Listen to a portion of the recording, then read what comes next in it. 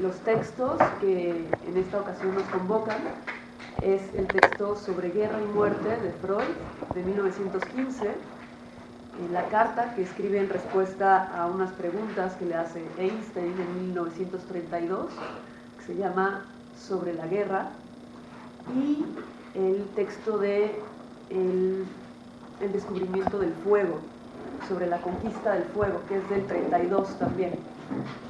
La mayoría de estos textos salen publicados en la revista Imago, y por el que yo quisiera empezar para dar la introducción de lo que vamos a estar trabajando es sobre el texto de La conquista del fuego.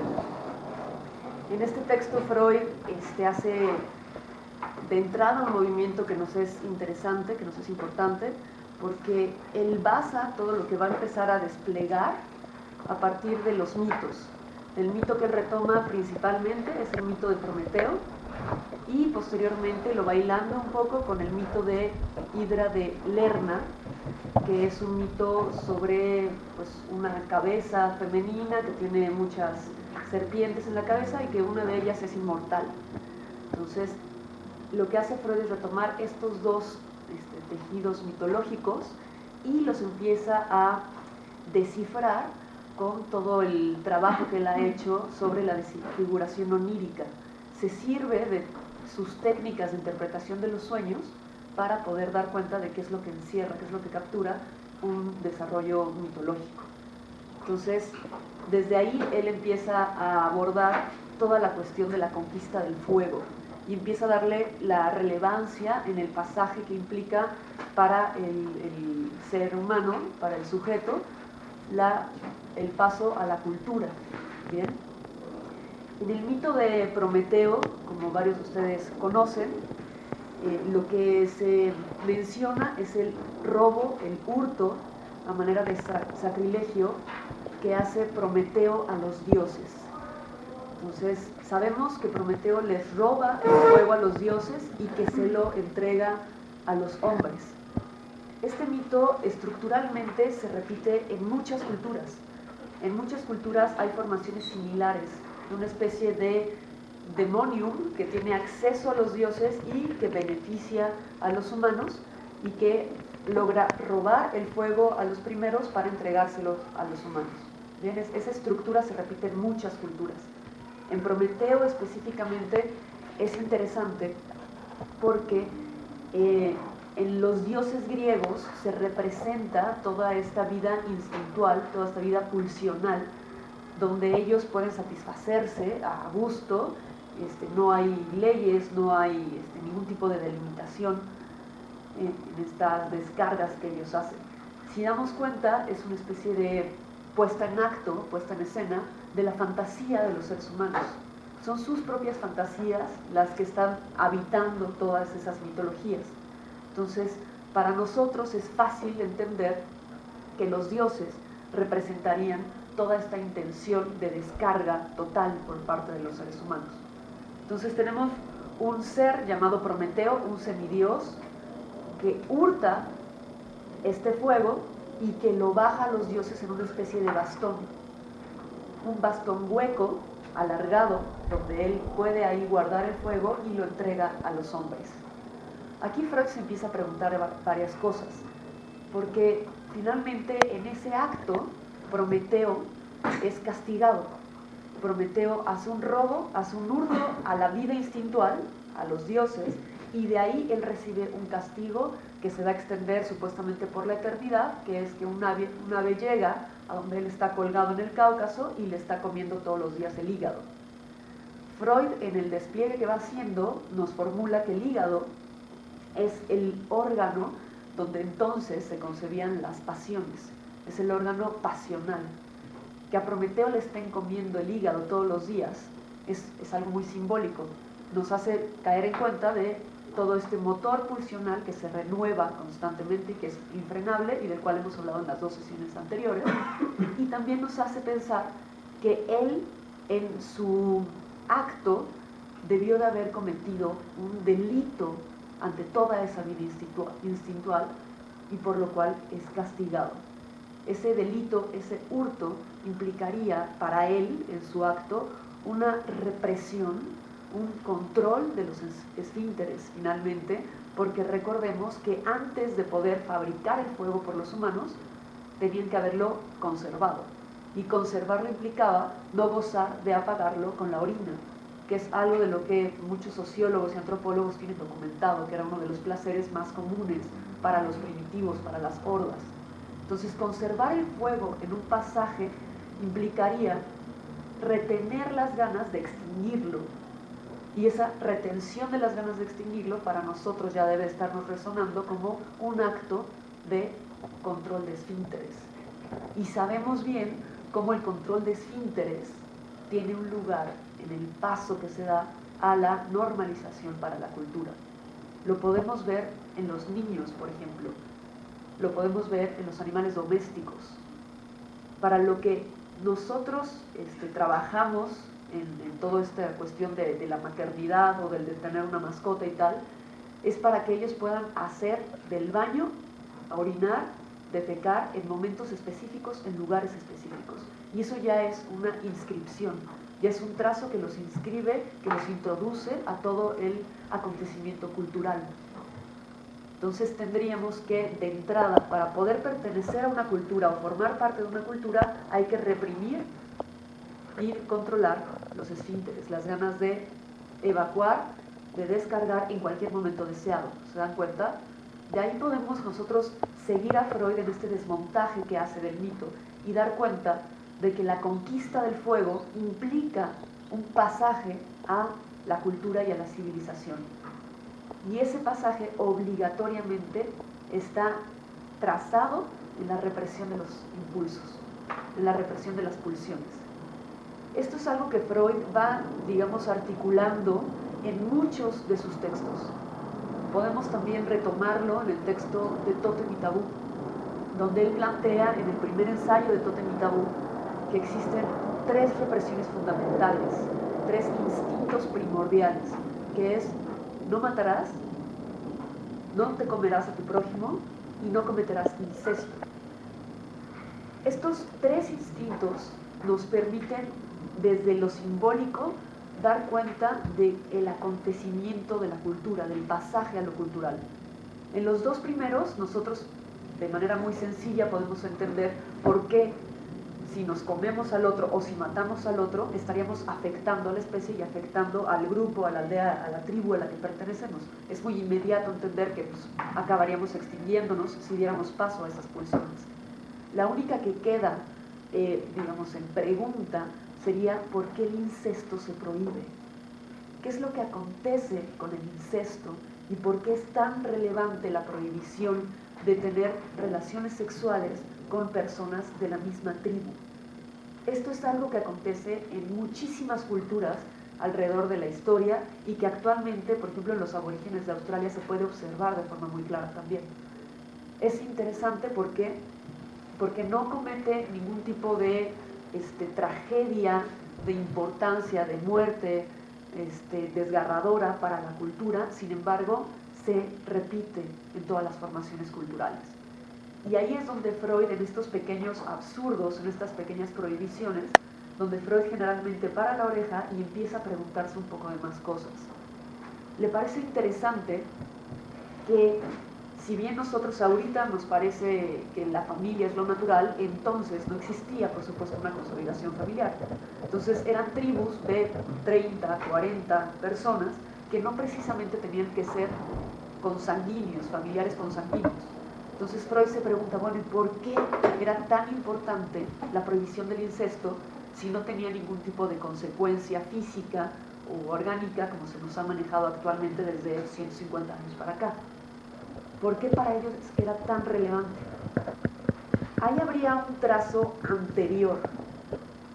Si se puede prohibir que, por ejemplo, todos los de este lado del aula no tengan relaciones entre ustedes, implicaría que nosotros ya los reconociéramos como una distinción del resto. Es decir, que simbólicamente formarían un grupo.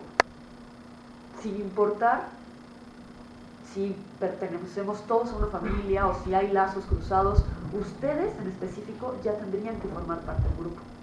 Y eso es parte de lo que está trabajando Freud en ese texto de 1911, cuando él da cuenta de que el trazo simbólico que agrupa a las aldeas o a las tribus tiene que ver con un tótem ante el cual se identifican todos, la figura totémica, una figura totémica a la cual le colocan muchas cualidades que ellos desearían tener, muchas bondades que podrían obtener si les rezan a tal tótem, y a la vez la posibilidad de castigos, que es también muy importante. Si habían sequías, si habían pérdidas, tenía que ver con que él se había ofendido a la figura totémica. Entonces por eso se hacían rituales, se hacían rezos para que la figura totémica pudiera proveerles de lluvia y tal. Entonces ahí tendríamos la primera configuración simbólica de un grupo. La regulación de la sexualidad va en torno a ese símbolo que los teje. Todos los que pertenecen a ese mismo tótem, hacia adentro de forma endógena, no podrían tener relaciones sexuales. Tendría que ser hacia afuera. Esa lógica del incesto está trazando también desde Freud la configuración cultural, los primeros trazos simbólicos que le dan lógica a la cultura y que tiene que ver con un ejercicio de represión de las pulsiones que invita a que se exteriorice hacia otro lado, a que se vaya hacia afuera. Si podemos dar cuenta, en este pasaje de Tótem y Tabú, empatamos lo que Freud está trabajando en el texto de la conquista del fuego con el trabajo que hace con Prometeo. Esto es algo muy importante y que está de forma constante en los textos de Freud, en el malestar de la cultura, en el porvenir de una ilusión. Lo que él insistentemente está trazando es que la configuración de una sociedad, de una civilización, exige que todos se regulen de una misma manera y que estén delimitando todas sus descargas.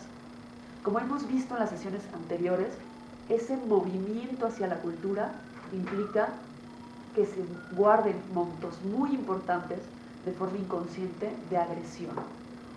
El hecho de que nos domestiquen las pulsiones, de que seamos domesticados, de que nos introduzcan en una coerción educativa, en una domesticación, implica que en todos habría estos montos silenciosos de enojo, de resentimiento, de agresión por todo aquello que no podemos llevar a cabo por pertenecer a una comunidad, o como lo llama Freud en Tótem y Tabú, a una fraternidad. Todos nos regulamos, pero si yo veo que alguien abusa y alguien se atreve a descargar o a hacer lo que desea hacer sin regularse y no respeta a los demás, entonces yo me enojo y mi propia agresión puede surgir, puede emerger eventualmente. Esto sería un poco el acuerdo que vendría después de una tiranía como la del padre de la horda. Ese acuerdo en el que todos los hermanos deciden ya nadie ocupar ese lugar y dejan a ese padre muerto en el lugar del dios totémico y lo veneran y lo alaban como si siguiera vivo y se siguiera regulando toda la hermandad a partir de él, implica que todos están aceptando el finalmente mutilar su propia intención agresiva, mutilar su propia intención de descarga, su propia sexualidad, su propio erotismo. Esos pasajes hacia la cultura, en un momento de ilusión de la civilización, nos haría pensar que ese primitivo, que todas esas pulsiones ya no nos habitan. Esa es un poco la promesa que tiene la civilización en su núcleo, en su semilla originaria. Si todos nos reprimimos, entonces toda esa agresión va a dejar de ser. Sin embargo, lo que nosotros podemos ver en el cotidiano es que toda esa violencia y toda esa agresión tiene lugar, acontece, y que a mayor represión de las civilizaciones, mucha mayor también violencia van generando, mucha mayor también desilusión. Y de aquí podemos pensar en todos los acontecimientos en los países primermundistas, en las potencias. ¿Qué hay con la cantidad de muertes que ocurren ahí, con la cantidad de suicidios? ¿Qué hay con toda esta oleada de 15 años para acá, de 20 años para acá, de muertes en las escuelas? Justo en los sistemas de domesticación, en los sistemas educativos. ¿Por qué justo ahí se inscriben estos homicidas? ¿Por qué es que acontece eso ahí? Me parece que no podemos quedarnos ingenuos ante ese tipo de cosas y pensar que es nada más porque había un sociópata, un psicópata y que no se le medicó y que se le escapó a todo el sistema de vigilancia y de control que tienen las escuelas, como si fuesen reclusorios. No va por ahí. Si se inscribe en ese lugar, tiene que ver con algo que está aconteciendo y que el sujeto se está resistiendo a seguir formando parte. ¿Qué oportunidades de vida distintas se les ofrecen a esos estudiantes? ¿Qué posibilidades tienen de vivir lo que ellos quisieran vivir? Pensemos, para ir introduciendo el tema, ¿qué posibilidades tiene alguien, un estudiante del CCH, de tener la realidad que él desea? ¿Por qué creen que están viniendo todos estos montos de organizaciones que apuntan a buscar un diálogo, que apuntan a, de una u otra manera, exigir que hayan cambios en el modelo educativo? Creo que ahí tendríamos nosotros pistas para empezar a dar cuenta de que todos estos montos de agresión que en la civilización se traducen en montos de culpabilidad están también puestos en juego y están teniendo efectos, y que seguir jugando a que somos cultos, que somos civilizados, que tenemos toda una tradición occidental del intelecto, bla, bla, bla, no hace sino ir aumentando toda esta represión, ir haciendo distancia con todo ese primitivo, ir de forma ingenua pensando que ya no va a acontecer, cuando lo que no nos deja de decir Freud es que eso insiste ahí de forma atemporal en el aparato psíquico. Y esto es algo relevante.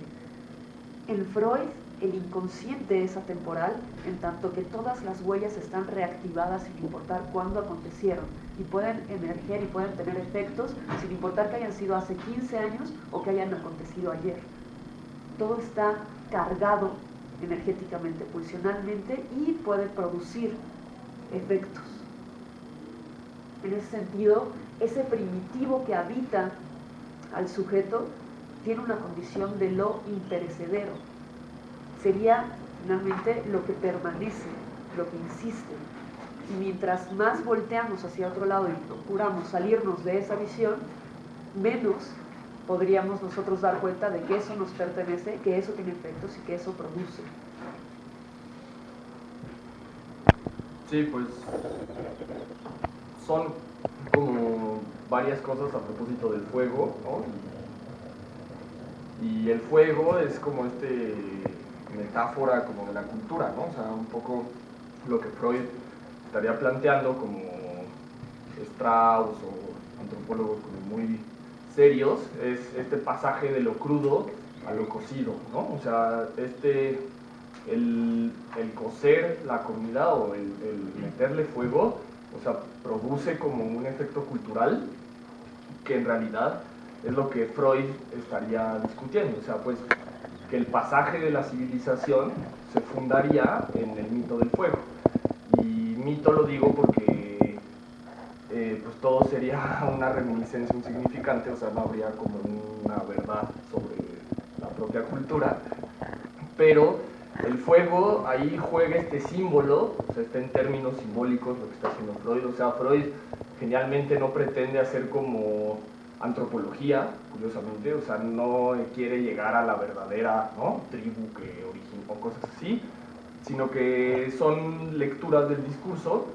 Entonces, bueno, se vale de este mito del fuego, y lo que presenta ahí es como toda, no sé, o sea, como todo el síntoma que está pasando, o en términos freudianos es que nunca ha dejado de pasar. O sea, que hay como un problema al plantear una idea de humanidad, ¿no?, en términos biopolíticos de Foucault.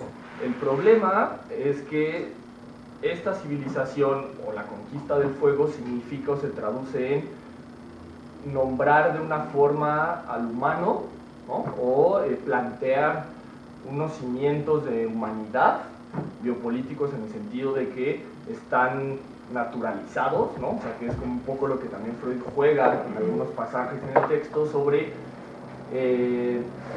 la parte innata del humano, ¿no? O sea, que el humano rusoniano es innatamente bueno, ¿no?, o y la sociedad lo corrompe, y Freud finalmente está discutiendo, o sea, que detrás de este fuego, o sea, que si lo escuchamos bien es la conquista del fuego, o sea, no es el descubrimiento del fuego, sino cómo mantuvimos encendido el fuego, o sea, cómo sostuvimos una cultura, o sea, cómo se sostiene una cultura.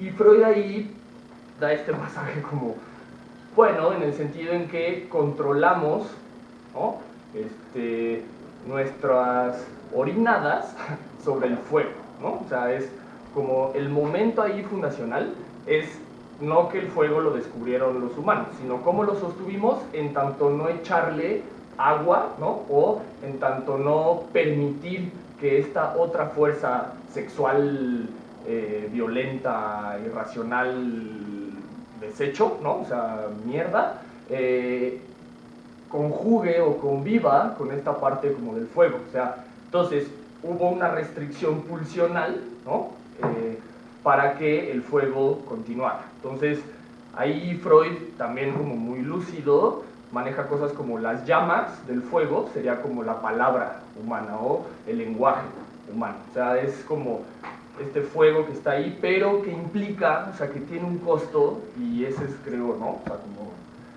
una de las discusiones ahí profundas, que la cultura tiene un costo que es la restricción sexual de los que la adoptan.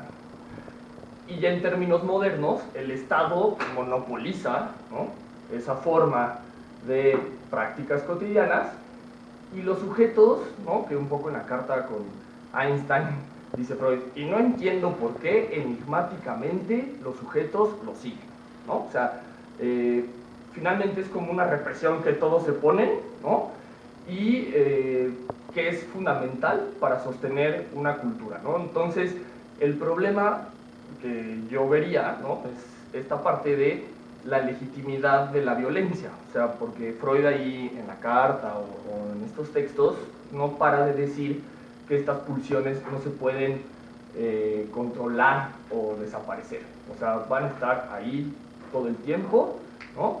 Y entonces el problema, dice Freud, creo que nichanamente todavía muy ingenuo, pero bueno, puede ser una posibilidad, que la cultura va transformando esa fuerza siniestra, despiadada, y la va regulando o va buscando que el sujeto vaya controlándola, ¿no?, y la va convirtiendo en cosas no destructivas, ¿no? Entonces, el problema, dice Freud, es que ese seguimiento de prácticas no destructivas se sigue por el temor al castigo, no porque se reflexione como el beneficio humano de la naturaleza que tiene defender una cultura. O sea, la población adopta este tipo de prácticas en el sentido de que tiene miedo a la sanción de quien monopoliza esas formas de prácticas, y entonces, lo que dice Freud, por eso sucede la guerra, ¿no? Porque es gente que sigue o que no, digamos, ha reflexionado como pensemos en cosas guerrilleras, ¿no?, en términos, por decir, sandinistas, cuando los militares tiran sus, ¿no?, o sea, se quitan el traje de militares y se voltean a la guerrilla. O sea, el militar general, no el sandinista, o el policía, o sea, o la sociedad, no reflexiona la norma, o sea, no la sigue en el sentido de que entienda los beneficios culturales, sino que la sigue en el sentido de por tener alguien que le diga qué seguir y por facilitarse las cosas o porque no sabe pensar, ¿no? Entonces, en este sentido es lo que creo que Freud, ¿no?, estaría poniendo ahí sobre la discusión, ¿no? O sea, hay una fuerza violenta, ¿no?, que la civilización o la cultura ha querido controlar, ha querido como frenar con base en el castigo, ¿no? O sea, no desde alguna otra forma. Y nichanamente pues, sería hasta dónde vale la pena sostener una cultura o un Estado, ¿no? Sí, y que ahí Freud también menciona, aparte del castigo, algo muy interesante, menciona que es ahí también donde se posiciona la cuestión de Eros y del erotismo. Dice que el infante subordina todas sus pulsiones para porque quiere agradar al otro, porque quiere gustarle a sus padres, porque quiere satisfacerlos, porque quiere cumplir sus expectativas. Es decir, también por esa necesidad de reconocimiento, por esa necesidad de aprobación, es que el sujeto empieza a restringir toda su descarga pulsional. Y esa sería una lectura interesante de toda esta pulsión de vida que, como hemos visto insistentemente, está en aras de la civilización y de la cultura, y que está todo el tiempo mermando también todo lo que tiene que ver con la destrucción, con la violencia. El niño decide, el niño opta por dejar de molestar a su hermanito, por dejar de morderlo en la escuela a sus compañeros, para que no lo castiguen y para poder gustar también a sus maestras, a sus papás, para poder inscribirse como algo bueno dentro de la sociedad.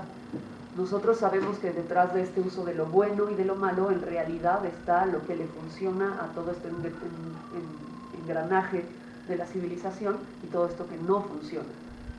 Y lo podemos ver con nosotros. O sea, ¿quién de nosotros acepta libremente la envidia que siente ante algo? ¿Quién acepta libremente los celos? ¿Quién acepta de repente todas estas ganas de que el otro no esté? O de que se muera. O de que se muera. Y hay varios pasajes que hace Freud en torno al mandato primero, ¿no? De no matarás, porque hay que prohibirlo. Justo ahí donde existe una prohibición tan clara como enunciado ahí, una premisa tal cual, es porque hay un deseo. No se prohíbe aquello que no se hace, se prohíbe aquello que insiste y que se pretende hacer. Y desde ahí también Freud se pregunta por el mandato de no solo no matarás, sino que amarás a tu prójimo como a ti mismo. Y todos estos pasajes que tiene la Biblia y la educación católica en torno a que si alguien te golpea pongas la otra mejilla y que has de amar a tus enemigos y todas estas cosas donde lo que están insistiendo es en estas represiones, en estas restricciones de aquello pulsional que habita a todos como en el cotidiano.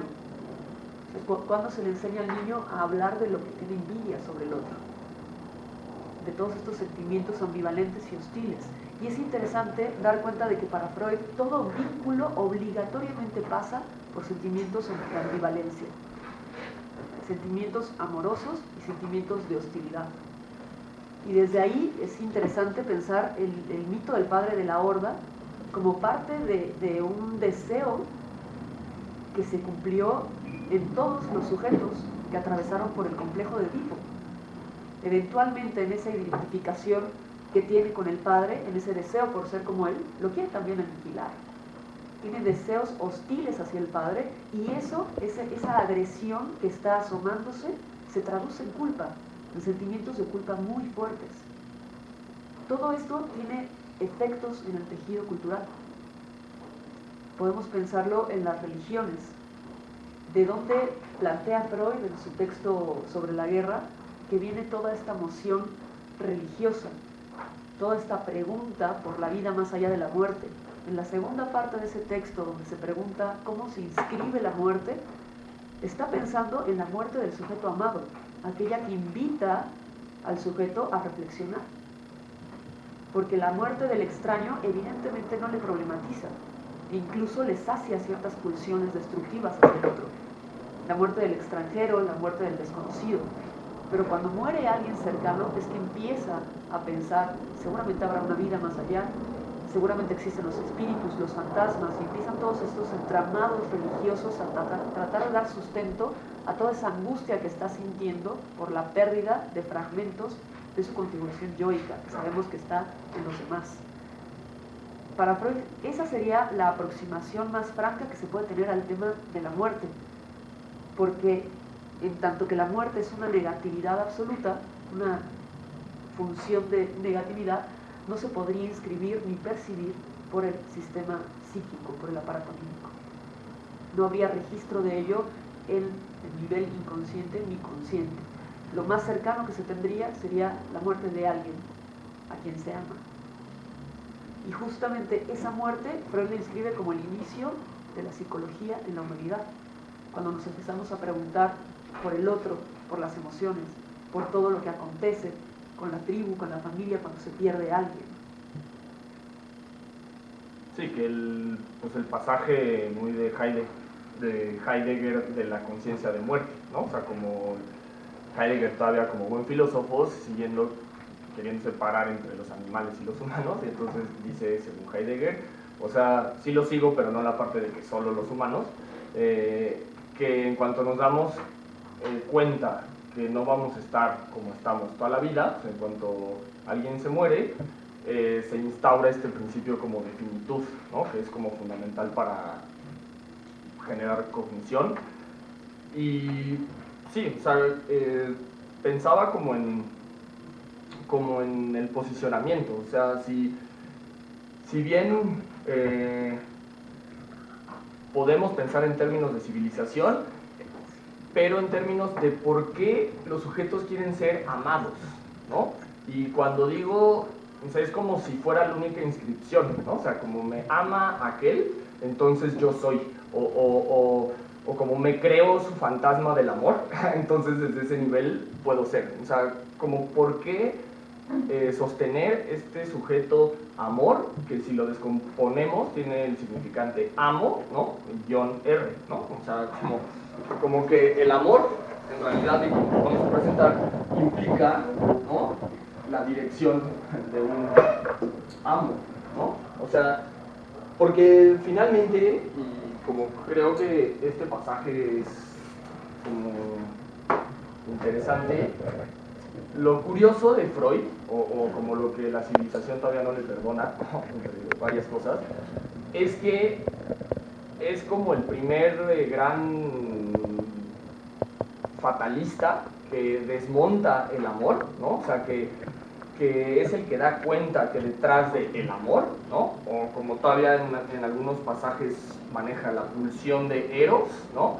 No es más que una construcción histórica, ¿no?, en términos marxistas, ¿no? Es una construcción de lo que la civilización presenta como lo fraternal, ¿no?, en términos de fraternidad, como humanidad, como lo sano, ¿no? Porque si estábamos escuchando el no matarás, amarás a tu prójimo como a ti mismo, o sea, primero el narcisismo fundacional, ¿no? Y pensémoslo en términos contemporáneos, o sea, en términos biopolíticos, o sea, quédense viendo la televisión por más que sea complicado, en los comerciales más, o no sé qué sea más complicado, pero en los comerciales, y si hacemos unas estadísticas, o sea, más de la mitad de la publicidad tiene cosas como de bajar de peso, colesterol, almorranas, cosas así. Entonces, finalmente, ¿no? O sea, cómo el discurso contemporáneo sigue manejándote un peligro de estar vivo, o sea, que es la religión, o sea, que es el cristianismo, ¿no? O sea, presentar esta idea como de excesivo peligro de vivir, entonces hay que estar invirtiendo la vida en cuidar no morir, ¿no? Y, ojo, ahí bajita la mano, políticamente le bajamos a las grandes hazañas, a que se puede tomar el Congreso de la Unión, que se pueden hacer como grandes proezas y cambiar las cosas así como debo. O sea, todo eso, ¿no? No solo aminorado, no solo patologizado, no solo contra él, sino que los efectos de ser este sujeto pasivo son presentados en términos de cariño o de amor, ¿no? O sea, ese creo que es como el giro, ¿no? Y como, como más complicado que veo, o sea, cómo no solo, o sea, es como todo un control del goce del cuerpo, o sea, el cuerpo con goce es peligroso, entonces le vamos a poner de dónde gozar y cómo gozar, o más capitalista, el cuerpo, si no consume mi goce, entonces no es peligroso, o sea, vayan a inventar sus goces, eso no puede suceder.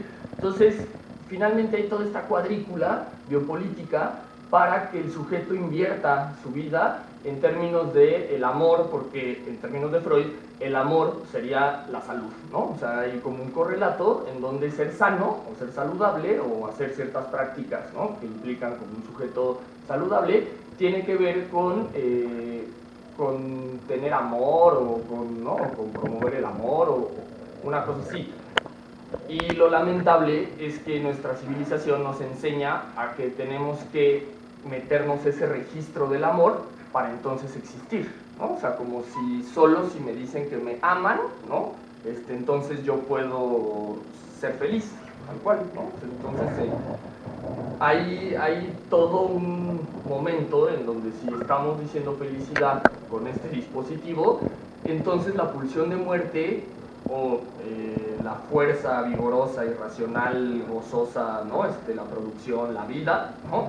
Queda en términos de muerte y queda en términos de peligrosidad, ¿no? O sea, ese es como el pasaje que se tendría que ver. O sea, que si seguimos a Freud hasta sus últimas consecuencias, nos diría que hay una fuerza que hoy le llamamos muerte, pero hasta el decirle muerte es una construcción de cómo la vemos, o sea, como peligrosa, o sea, porque a esa misma fuerza, en vez de decirle pulsión de muerte, le podríamos decir pulsión de vida, o sea, porque curiosamente lo que está desmontando Freud es que esa fuerza en realidad es lo que nos hace vivir la vida, o es esta fuerza inmanente deleuziana, que estaría muy bien en los próximos seminarios hacer este salto hacia Gilles Deleuze, que registra Deleuze como esta fuerza, este devenir hegeliano, este fluir husserliano, esta fuerza que hace que los cuerpos estuvieran vivos sin que nosotros lo quisiéramos o lo decidiéramos, esta fuerza que está antes de mí, que es la que me da vida, ¿no? Y que la nombramos en términos de muerte. O sea, ni siquiera la pulsión de muerte en realidad sería de muerte, o sea, esa ya es una construcción histórica. O sea, el problema creo es que cómo se ha matizado, cómo se ha conceptualizado y en términos prácticos cómo se ha lidiado con el conflicto, con la violencia, con lo incontrolable, con las emergencias, ¿no? Y desgraciadamente, al menos en la modernidad, porque si somos freudianos es desde el tótem, ¿no? Así desde términos como de horda, lo que sucede, ¿no? Es que pues nuestro grupo social o civilización o familia o como le quieran poner, no ha podido lidiar con convivir activamente con esa fuerza, ¿no? O sea, es un poco lo que platicábamos, o sea, enseñemos a los animalillos pequeños, a nuestros niños, en términos mesiánicos, a que puedan descargar la violencia, a que puedan, claro, o sea, sentir como la envidia, ¿no? O el egoísmo y que lo puedan como decir y discutir, o cosas así, o más, todavía más piagetano, pues enseñémosle deporte para que entonces pueda, o cosas así, pues, ¿no? O pensemos en nosotros mismos, exploremos nuestro cuerpo, hagamos todas esas cosas que a mí me gustaría no sé qué, ¿no? Es que si yo fuera tal, no, pero es que ya estoy muy grande, ¿no? Si yo hubiera no sé qué, todas esas cosas, ¿no?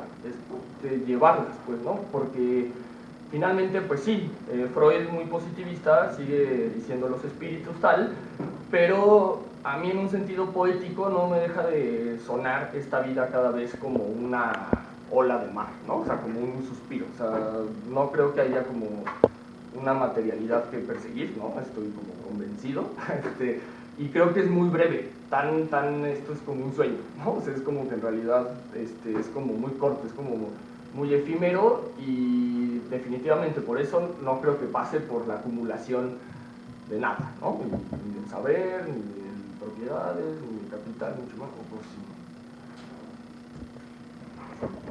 A mí me parece muy interesante el pensar toda esta pregunta que se está haciendo Freud justamente sobre la muerte.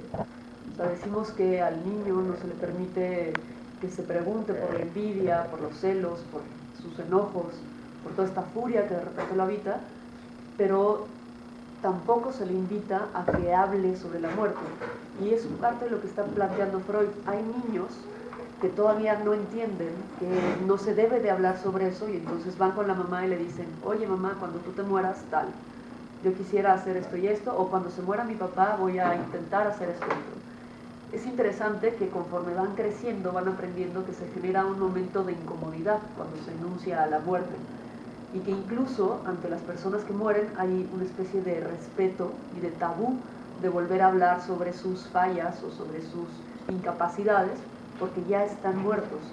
Entonces se trata todo el tiempo de vanagloriar a estas personas lo que hicieron en vida, incluso pues lo que se escribe en la lápida siempre apunta a lo mejor que fue esa persona, con toda esta intención de finalmente resarcir la culpa de que el otro murió, que está confirmando esa culpa, pulsiones hostiles hacia esa muerte también, hacia ese personaje, y satisfacción de que haya muerto.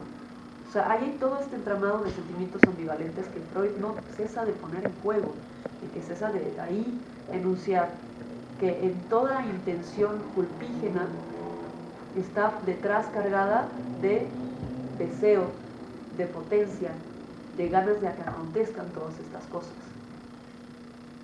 Sí, aquí hay una cita que les quiero leer de Freud como para hacer un pequeño grafo del amor. Dice Freud, en realidad no hay un exterminio del mal. La investigación psicológica, o más rigurosamente la psicoanalítica, muestra que la esencia más profunda del hombre consiste en impulsos instintivos de naturaleza elemental, iguales en todos y tendentes a la satisfacción de ciertas necesidades primitivas. Tercer punto. Estos impulsos instintivos no son ni buenos ni malos.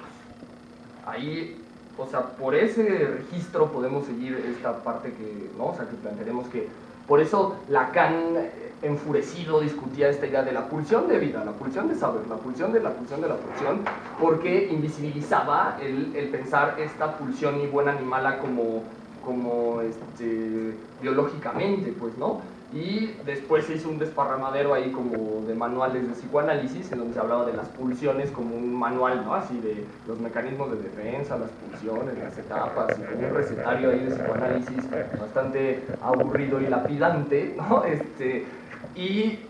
Por eso es que en este pasaje que releo, dice Freud, estos impulsos instintivos no son en sí ni buenos ni malos, los clasificamos y clasificamos así sus manifestaciones, según su relación con las necesidades y las exigencias de la comunidad humana, ¿no? Entonces, un poco lo que queremos plantear es la idea de que el amor es un momento secundario a esta fuerza original schopenhaueriana, a esta fuerza de la voluntad de la naturaleza, esta inmanencia debesiana, en el sentido de esta fuerza, ¿sí? Es como lo que nos da vida, y luego, en un tiempo secundario, construimos un discurso para nombrar esa cosa, que aparte es innombrable, ¿no? O sea, como en términos freudianos. O sea, es lo que se escapa todo el tiempo, es eso que no humano-kantianos, es eso que nunca podremos saber, ni llegar, ni conocer, ni tal. Es esta fuerza temible, ¿no? Que Freud nombra pulsión de muerte, y también, insisto, como muy medicalizado, ¿no? O sea, como su término, y que tiene que ver con que la construcción entonces del amor en realidad no es el amor, o sea, en el sentido como ya lo tenemos internalizado, o sea, en este lazo como cariñoso, como, ¿no? Como casi inmortal o qué sé yo, sino es una construcción para lidiar con esta fuerza caótica, ¿no? Con la que no se ha podido, pues, generar, ¿no? Una forma en la que se pueda convivir. Entonces, podríamos pensarlo como en estos términos, ¿no? Estábamos diciendo que el sujeto, ¿no? Estaba como hueco, ¿no? Y que había una fuerza, ¿no? Que lo llenaba y lo hacía como descargar, ¿no? En el exterior. Y esta fuerza que lo llena permanentemente, ¿no? O sea, descarga y, ¿no? O sea, ya le dio sueño y luego hambre y ya le, ¿no?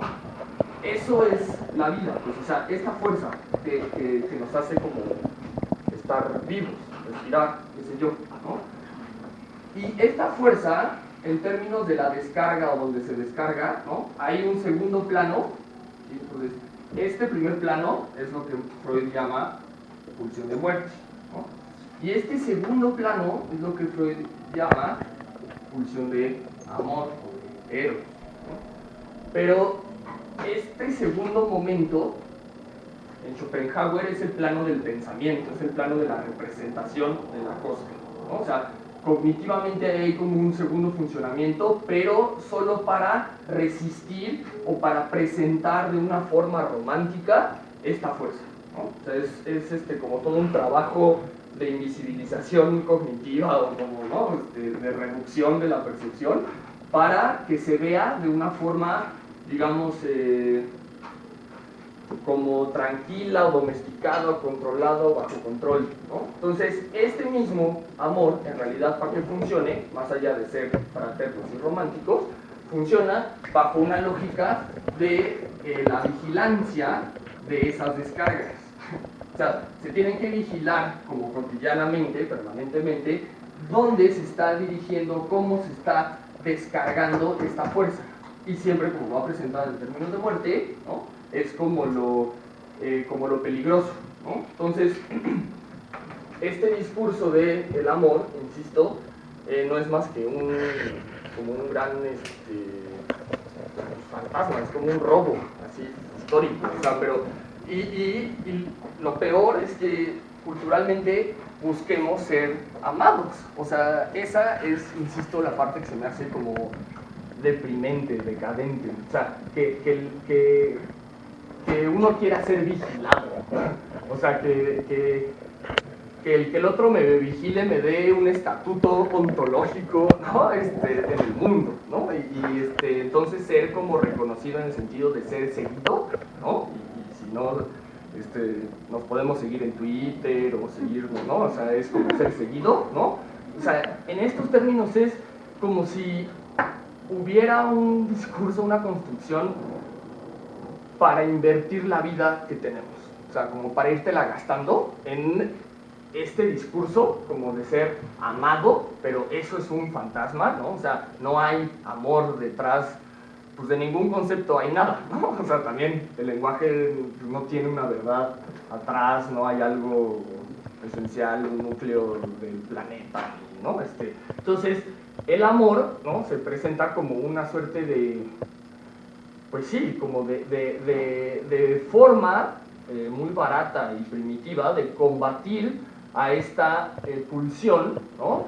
Que Freud llama en términos como narcisa, ¿no? Que es como una fuerza de yo solo descargo y me vale y tal, pero que tendría que ver con poder soportar el no tener como a un otro fantasmal que me ama, pues, ¿no? O sea, esta parte narcisa, o sea, antes del narcisismo del capital, es más bien poder saber que detrás de todo nada más está morir, ¿no? O sea, es como que no mueres, no te entierran juntos, y si te enterraran juntos, qué ridículo sería, ¿no? O sea, no te mueres acompañado, o sea, te mueres solo, ¿no? Es como desmentir este discurso barato del amor para poder hacer con nuestras vidas lo que queramos.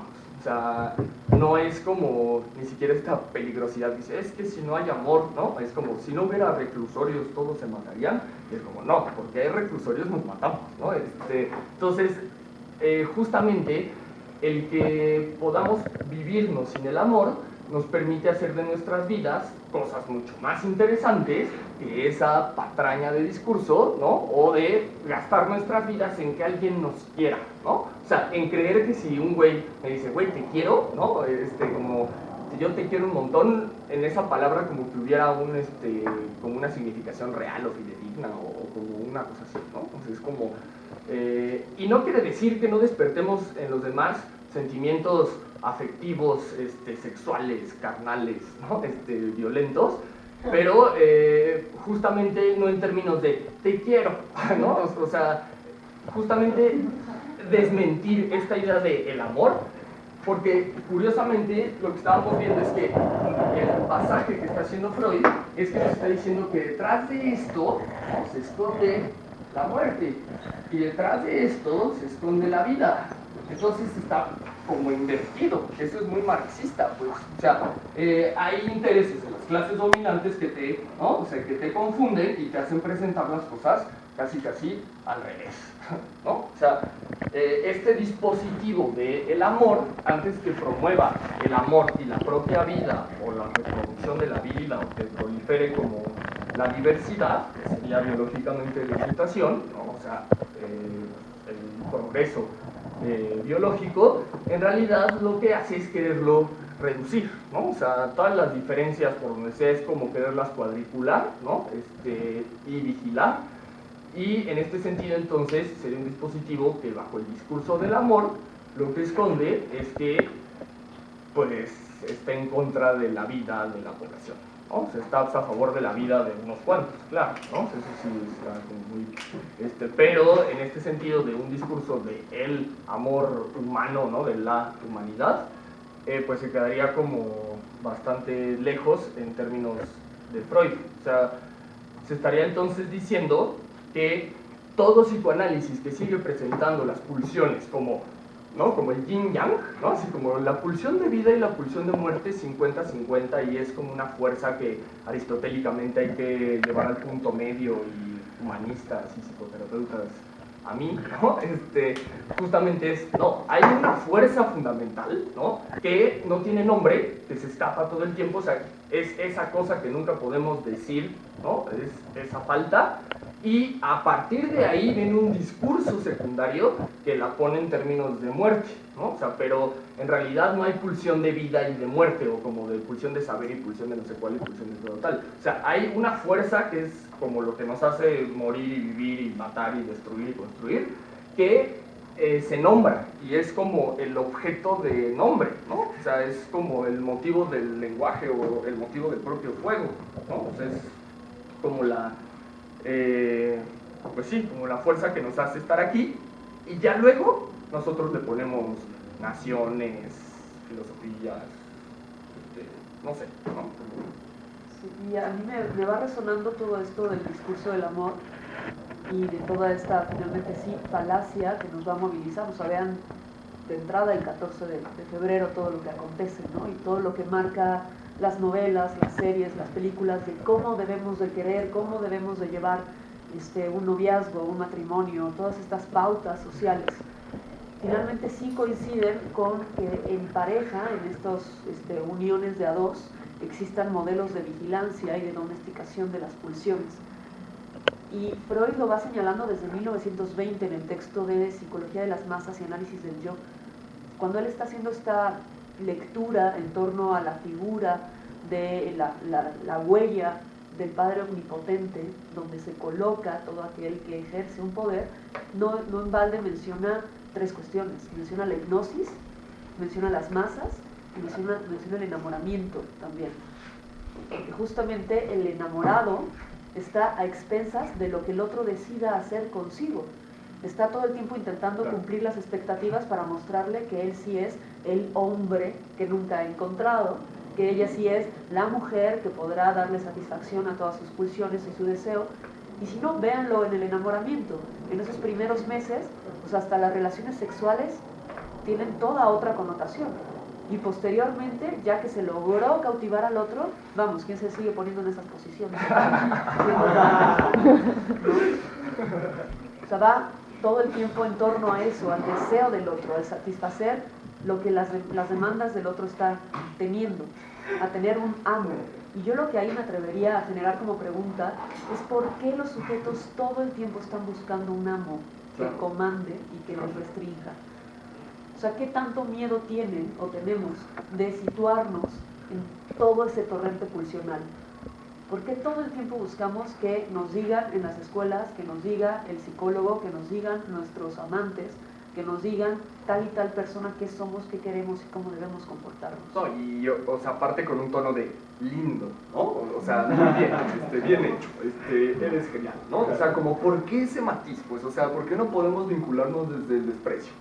O sea, porque, o sea, piénsenlo como ya en un nivel de desmontaje como muy, ¿no? O sea, seremos capaces, ¿no? Yo lo que plantearía es, seremos capaces de vincularnos sin un tono romántico, ¿no? O sea, como, seremos capaces de dar cuenta que el amor es una construcción histórica, o sea, realmente, pues, o sea, no, más allá de hacer un ensayo, ¿no? Una cosa así, ¿no? O sea, realmente, ¿no? O sea, como podemos asumir que, ¿no? O sea, porque quizás si Nietzsche nos dijo que Dios se murió, lo de Freud, como que toca unas fibras como, ¿no? O sea, igualmente, ¿no? O sea, porque bueno, pues puede estar sin Diosito, pero pues sí con mi vieja, ¿no? O como, porque me va a amar hasta el final, ¿no?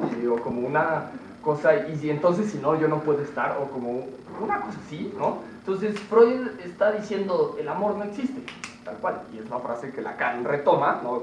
Y la vuelve famosa porque la dice en televisión, nada más. Entonces, ¿no? Y se presenta como, el amor no existe, ¿no? Y entonces, no, como la Francia del romance, ¿no? Y en realidad es Occidente, ¿no? O sea, porque si lo vemos en términos indios o en términos palestinos o en términos, la violencia está mucho más ahí latente, ¿no? Y inclusive sus mitos fundacionales son sumamente violentos, ¿no? Y como occidente cristiano, que pues sí, o sea, es como las génesis ahí, o occidente en términos nietzschianos no sería cristiano, es racional, ¿no? Occidente y su razón, ¿no? Que es como lo que Freud también ahí pone sobre la mesa. ¿Será capaz nuestra racionalidad de incluir la violencia? ¿O será capaz nuestra racionalidad de desechar el fantasma del amor? ¿No? ¿O podremos, en términos de Kant, ¿no? podemos hacer la ilustración en tanto autogobierno de los individuos? ¿No? O sea, seremos capaces de autorregularnos, ¿no? Como una manifestación de un amor, pero ya en otros términos, pues, ¿no? O sea, podremos razonar, ¿no? Desde los afectos, ¿no? Que es este mismo corte que está detectando Freud. O sea, que en esta construcción, como Nietzsche nos explicó, estaría lo racional o la razón, ¿no?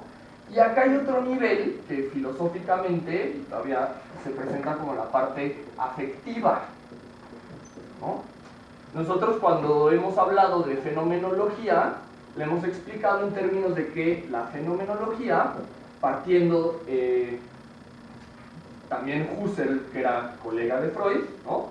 Los dos de la misma ciudad, la fenomenología pretendería hacer esta retrosflexión, que es el término que usa Husserl, para que esta racionalidad descienda y conecte con esta parte afectiva corporal del goce, y entonces poder razonar desde este nivel o poder hacer una razón desde un nuevo lugar, que es como lo que, pues sí, le sigue Foucault, le siguen Deleuze, tal, como la posibilidad de una racionalidad no instrumental o de una racionalidad no en términos del amor, ¿no? Entonces, sí, creo que ahí la cosa queda como, ¿seremos capaces de razonar desechando ese fantasma? O sea, porque si seguimos en el amor, en términos de Freud, pues la razón no es como más que un sortilegio ahí, ¿no? O sea, porque la razón en el amor es como buscar el amor y el cariño y esto, pero eso no es muy racional en términos de que te quedas con un fantasma súper obvio y no, y que pues sí, o sea, ya en términos de Freud es como muy obvio, muy ilusión o muy fantasma, pero lo fuerte es que, digamos, las sociedades se siguen invirtiendo ahí, ¿no? En buscar el amor, ¿no? Como sí, la felicidad o esta parte. Sí, las sociedades y los individuos en esta constante tendencia a la mirada del otro. O sea, de una forma romántica, ¿no? Sí, de una forma que busca todo el tiempo pues, encubrir todas las pulsiones hostiles, todos estos sentimientos de ambivalencia, y que de cierta manera pues también el sujeto lo único que está ahí sosteniendo es su incapacidad de saber quién es, si no es por el otro que le da una constancia. Y ahí creo que están todos estos huecos, todas estas diancias que podríamos nosotros empezar a cuestionar, ¿no? ¿Por qué el sujeto necesita todo el tiempo este tipo de vinculaciones dependientes? ¿Por qué el sujeto tiene esta adicción a ser mirado? ¿Qué es lo que podría hacer el sujeto? ¿Qué paso podría dar el sujeto para quitarse, descolocarse de ahí y formularse desde otros lugares, donde no esté siendo más que el soporte del deseo del otro? Sí, y como si lo pensamos en camaradas a ti, como esta frase, este mandato, en realidad sería no solo cómo nos posicionamos, sino cómo observamos a los demás, ¿no? O sea, pasaría por ahí desde un primer tiempo, o sea, cómo nosotros miramos, ¿no? Porque finalmente pues, la mirada de los demás quizás nunca la podremos, ¿no? Como, qué sé yo, pero lo que sí podemos participar más es cómo nosotros miramos a los demás, ¿no? O sea, nuestra mirada sí la podemos trabajar, pues, o sea, cómo nos miren los demás, podemos trabajarlo desde la idea de no creer que eso que me dice es la realidad, ¿no? Por ejemplo, como no esperar reconocimientos de paja, como diría el Allí, ¿no? Del Hegel de paja, ¿no? O como cosas así, no esperar ese discurso del aplauso, que en realidad, y es Nietzsche, o sea, cuando Nietzsche dice que los ídolos, ¿no?, están en un ocaso, está diciendo que cuando uno se hace clásico, o en términos de la mass media, cuando uno se hace famoso, es porque es moralmente reconocido, ¿no? Entonces que finalmente no vale la pena porque le está haciendo el discurso ese tiempo histórico, se está dando el material cultural para que se invisibilice la violencia, la dominación, bla, bla, bla, ¿no? Entonces, en estos términos, es como si todos quisiéramos ser ídolos, o como si quisiéramos ser vistos en esto. O sea, el que te reconozca una autoridad es sospechoso. Eso es como lamentable, pues, ¿no? O sea, una autoridad, ¿no? O sea, que un político te diga, qué buena idea tienes, es porque pues, estás como pobrísimo, ¿no? Cognitivamente, ¿no? Como este tipo o supongamos, ¿no?, que puede haber autoridades que reflexivamente podríamos seguir y entender y valorar, bueno, pero ¿por qué funcionamos en función de que nos dé la autorización? Pues, o sea, ¿por qué esperamos hasta que esa autoridad diga, sigue, muy bien, no sé, o sea, como si necesitáramos del otro en términos de registro, pues, en términos como de papeleo. ¿Cómo? Claro, ¿no? O sea, como, ¿por qué nos vinculamos desde esta forma? O sea, ¿por qué no sabemos posicionarnos sin el amo y el esclavo? O sea, ¿por qué siempre es o piden o yo les digo si están bien, ¿no? Pero yo al mismo tiempo tengo a quien les digo, oye, sí estoy bien. O sea, ¿por qué nos gastamos la vida? ¿No? O sea, sí sé que la sociedad está cuadriculada de esta forma, pero como ¿por qué no intentamos, ¿no?, vivir nuestra vida por primera vez? Que es lo que plantea Freud como una clínica, ¿no? Como la posibilidad, y creo que Freud no se cesa de preguntar si eso podría acontecer, porque como hemos visto en las clases anteriores, o sea, el aparato psíquico se consolida a partir de la identificación a lo externo y de ahí introyecta y de ahí él produce cosas, se anticipa a lo que está aconteciendo en el interior. Entonces lo que estamos aquí problematizando y planteando es que si puede acontecer de otra forma también, si podemos dejar de repente de estar buscando identificarnos y de estar buscando gustar a todos y el reconocimiento, y el sujeto por sí mismo podría sostenerse en su deseo y saber qué es lo que él decide y lo que él quiere.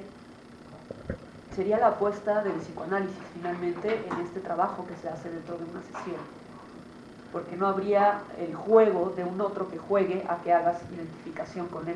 Entonces es un poco lo que pretende el que está en función de analista, no entrar en este diálogo yoico, sino dejarle al paciente que emerja sin estos espejos, estos reflejos que él necesita para saber quién es y qué quiere.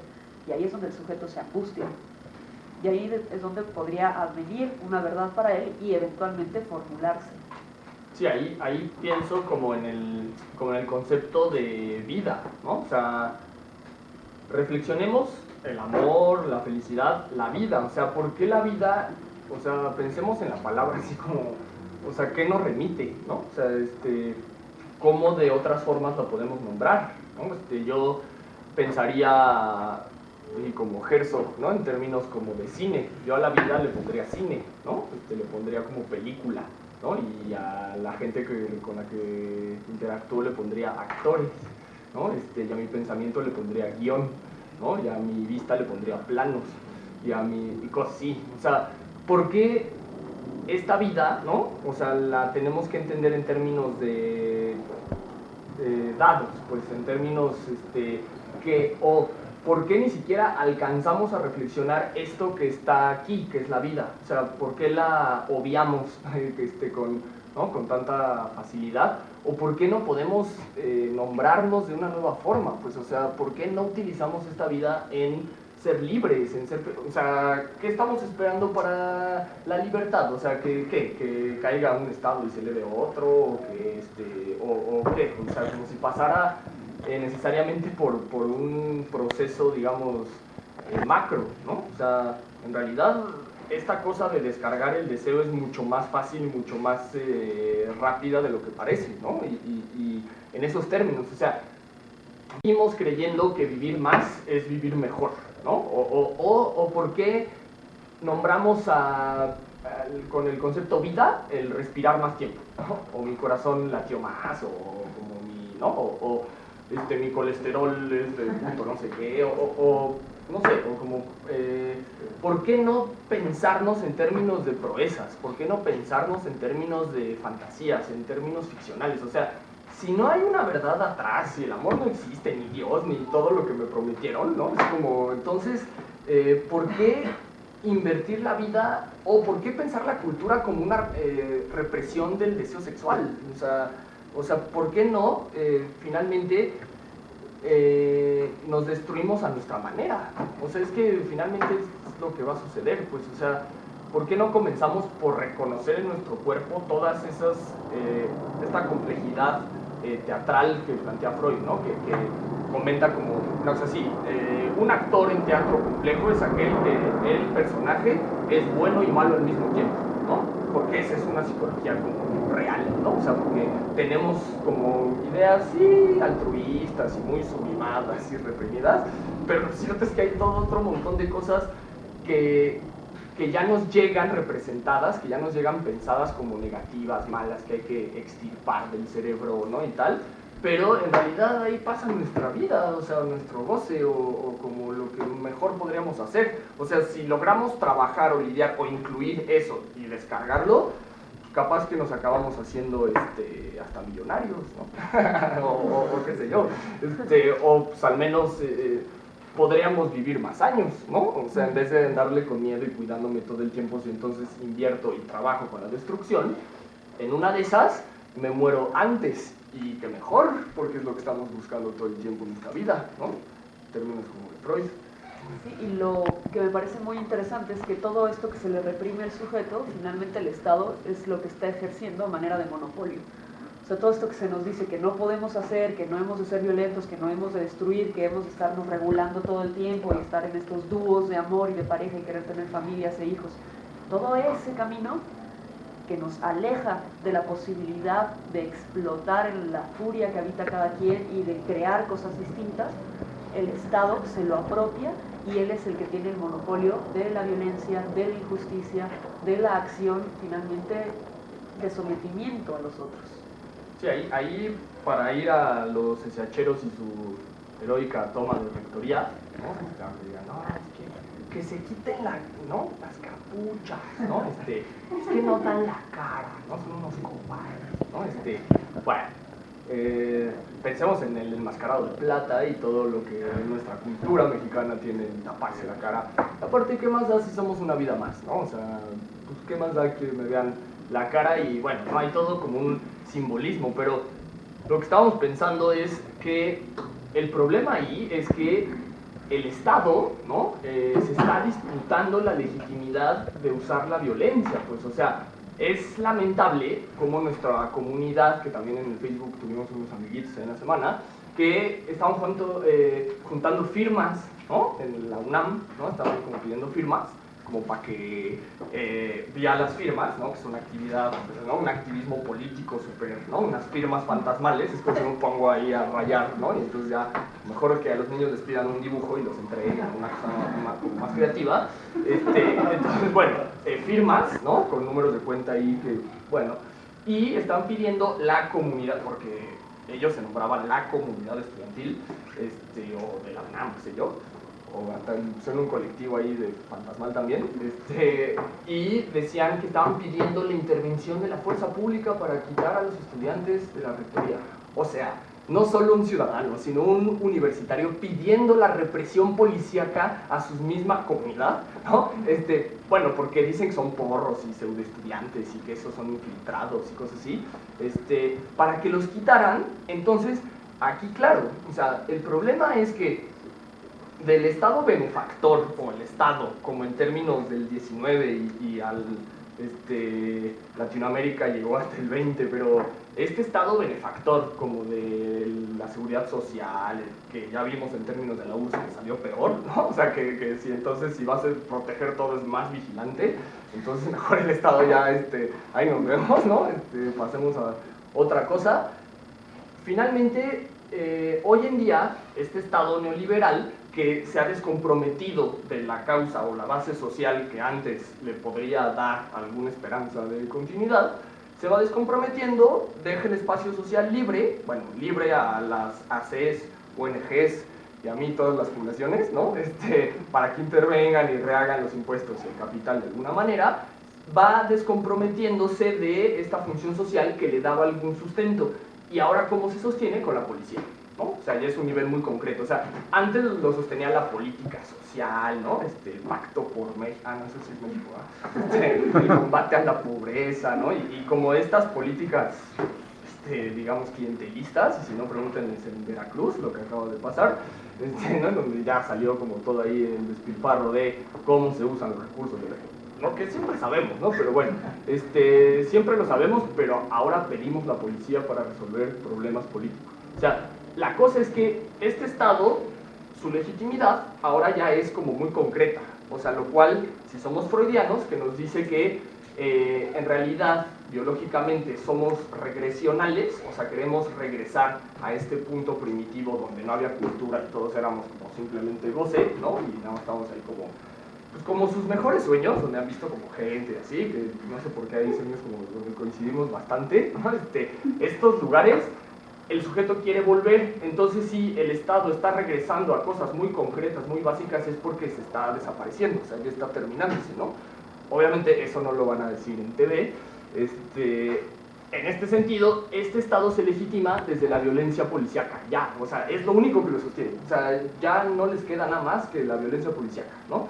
Entonces, lo que sucede es lamentable en el sentido de que estarían como buscando la forma de que la sociedad pida a la policía, ¿no?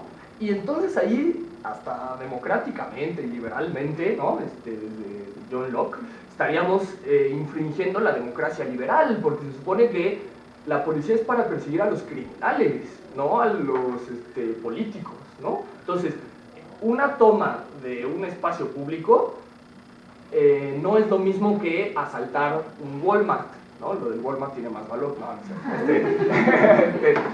un banco ya está mucho, no, o sea, es un acto político, democrático, ciudadano, o sea, esos términos políticos. ¿Por qué metemos a la policía en cosas políticas? O sea, solucionémoslo en términos de mesas y de diálogo, porque aparte es la Universidad Nacional de América Latina, casi para que le pongan, ¿no? Nada más nos faltaría como un chavista para que le cambie el nombre ahí de América Latina. Entonces, finalmente, ¿no? O sea, ¿por qué la sociedad civil hoy en día en México está pidiendo el uso de la fuerza pública para solucionar asuntos políticos, ¿no? Es interesante que el trabajo que hace el Estado es un poquito de denme material para grabarlos, porque mientras yo más en los medios pueda proyectar que se encapuchan, que son 50, que son muchos, que están haciendo revueltas y tal, más la gente, la población me va a pedir que intervenga la policía.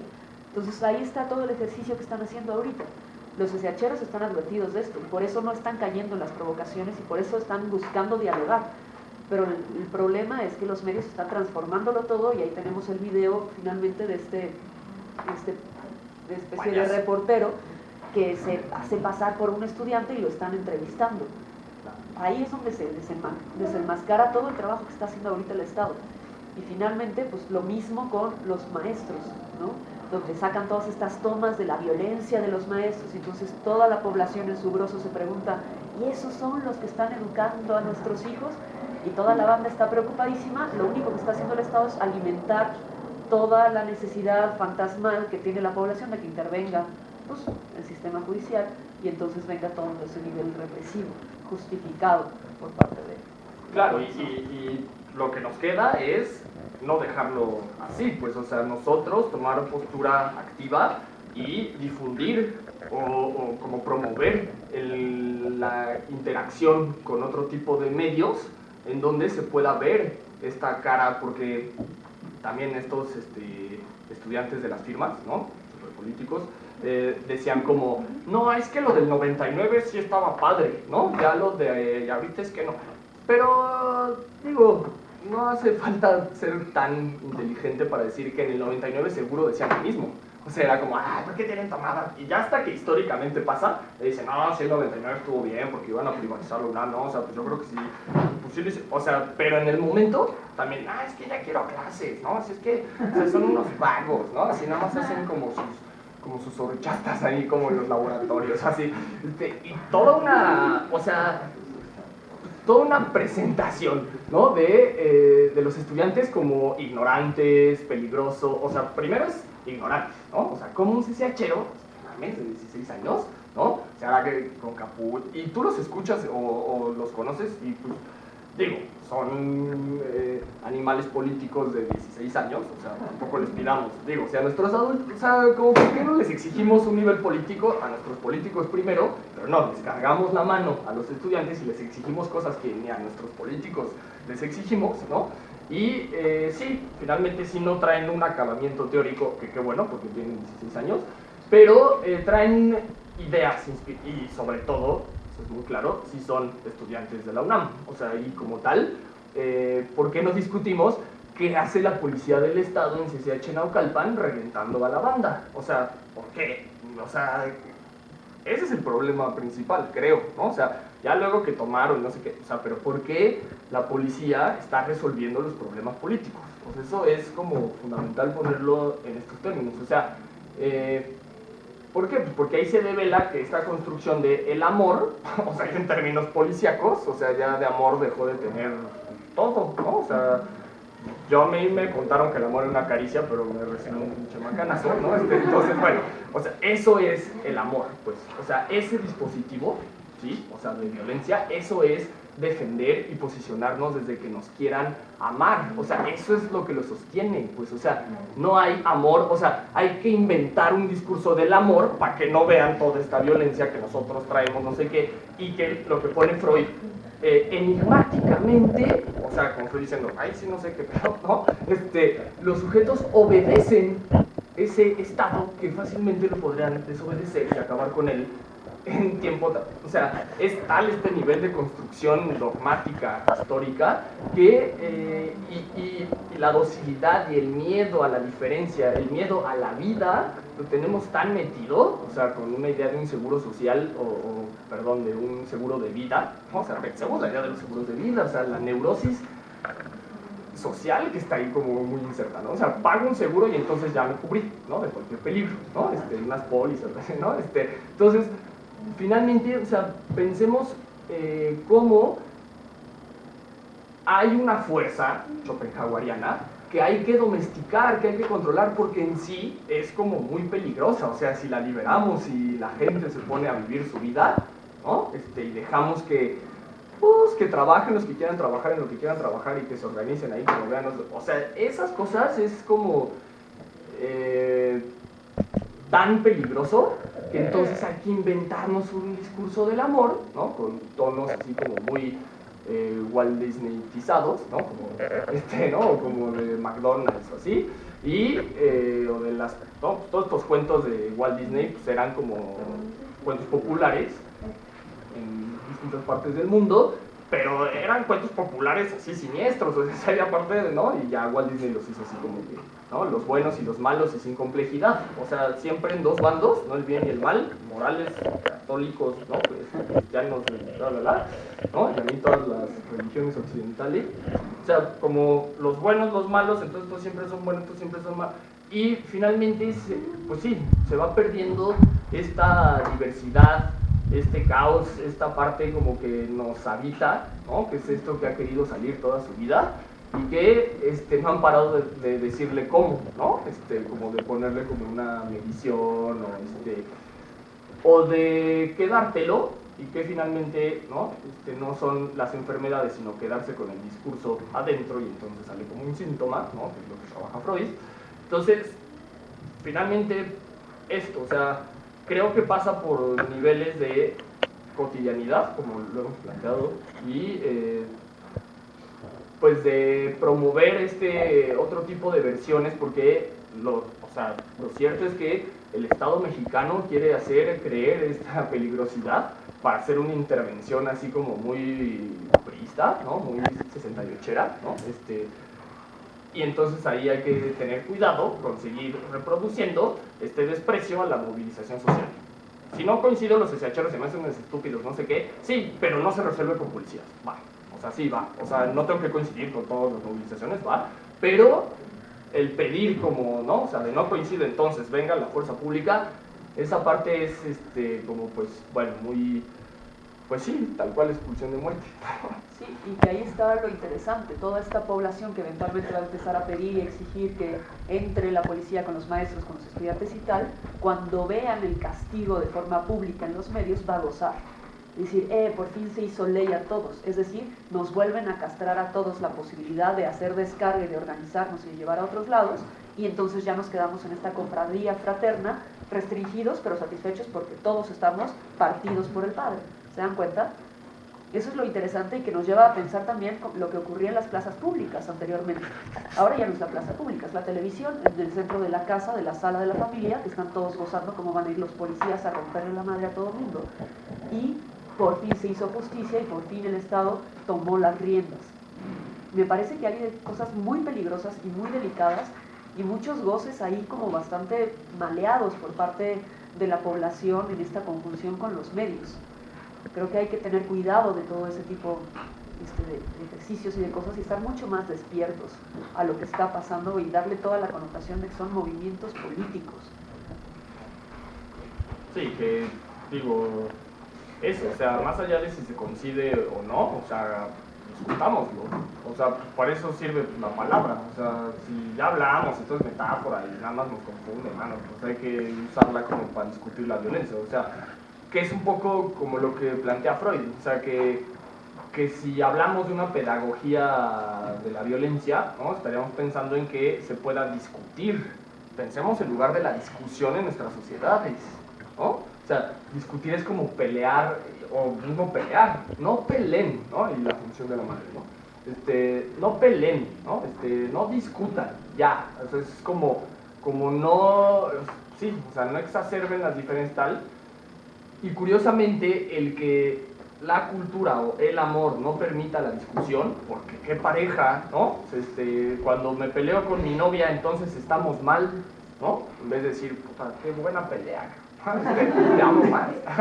No, una cosa así, no es como, no, me peleé, estamos enojados, porque discutimos nuestras diferencias, que no piensa como yo quería que pensara, ¿no? Es que no me ama como quería que me amara, ¿no? O como la frase que platicábamos el otro día, que dice el comandante Marcos, que justamente todos los pueblos están organizados y que por lo mismo están en conflicto constante, porque estar organizados para ellos implica que el conflicto tenga lugar y se enfrente y esté todo el tiempo en ese intercambio y en esa discusión.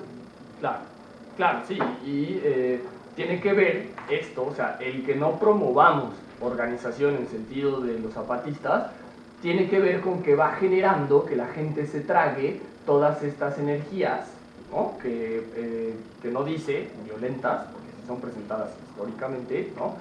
Y que posteriormente lo hagan salir, porque de todas formas sale, que es lo que Freud está diciendo. Es que el problema es que va a salir, pues, ¿no? O sea, hagamos formas mucho más amenas de que salga. Entonces, se lo va quedando y en vez de haber dicho, ¿no?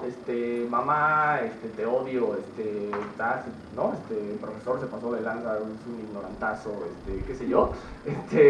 Como no puede participar políticamente del poder, ¿no? O sea, se lo tiene que quedar, o sea, el poder no te pertenece, ¿no? O sea, tú no tienes poder, estás vivo pero no tienes poder, lo cual es una tautología. Finalmente, termina siendo que el sujeto va a actuar más violento. Ahí voy a la frase de Freud que dice, el Estado genera más violencia. O sea, discutiendo con Hobbes la idea de que el Estado regula la violencia o aminora la violencia, Freud dice, no, el Estado genera más violencia, o al menos eso lo presenta en términos de violencia, ¿no? O sea, porque estamos a un paso entonces también de los derechos del rinoceronte, ¿no? Entonces cuando dos rinocerontes se ven en National Geographic o así, no, es que, ¿no? Tenía derecho, ¿no? Y lo está matando y mira qué violento, es como, ¿sí? ¿Por qué los humanos, o sea, esa violencia que los animales y todos tenemos, por qué la presenta en términos como de antinatural, inclusive, ¿no? O sea, o como de patología, o de alguien loco, aislado, tal. Entonces, finalmente, lo que Freud discute es que el que en Estados Unidos un tipo llegue con una pistola y asesine un salón de clases es porque el tipo no pudo descargar su violencia durante tantos años y eso mismo derivó en que el tipo asesine. O sea, no es que traía el gen de la violencia, ¿no? Entonces como su padre también y su abuelo también ya venía programado, innato, y por eso mató. Y entonces si lo encerramos o lo tratamos, ya se quitó la pulsión, ¿no? O sea, justamente es reconocer que nos habita esa fuerza y dar cuenta que en tanto la descarga sea, digamos, en términos lúdicos, tal cual, en términos de juego, en términos de creación, en términos de palabra, o sea, es mucho más viable seguir pensando en comunidad, ¿no?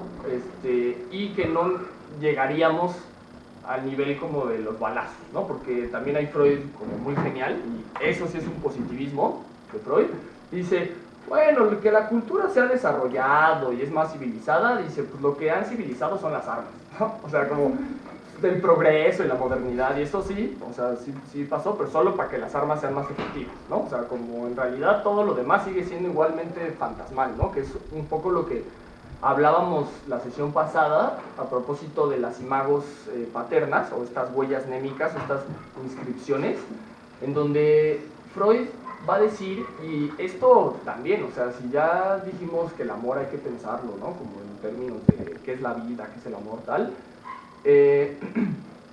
Freud ahí va a plantear que somos muy similares a los primitivos, o sea, el hombre de la caverna, así, tan lejano y así, como que somos muy similares. O sea, eso nos hace ver la cultura en términos fantasmales. Pues, y yo justo hoy venía en el camión, ¿no?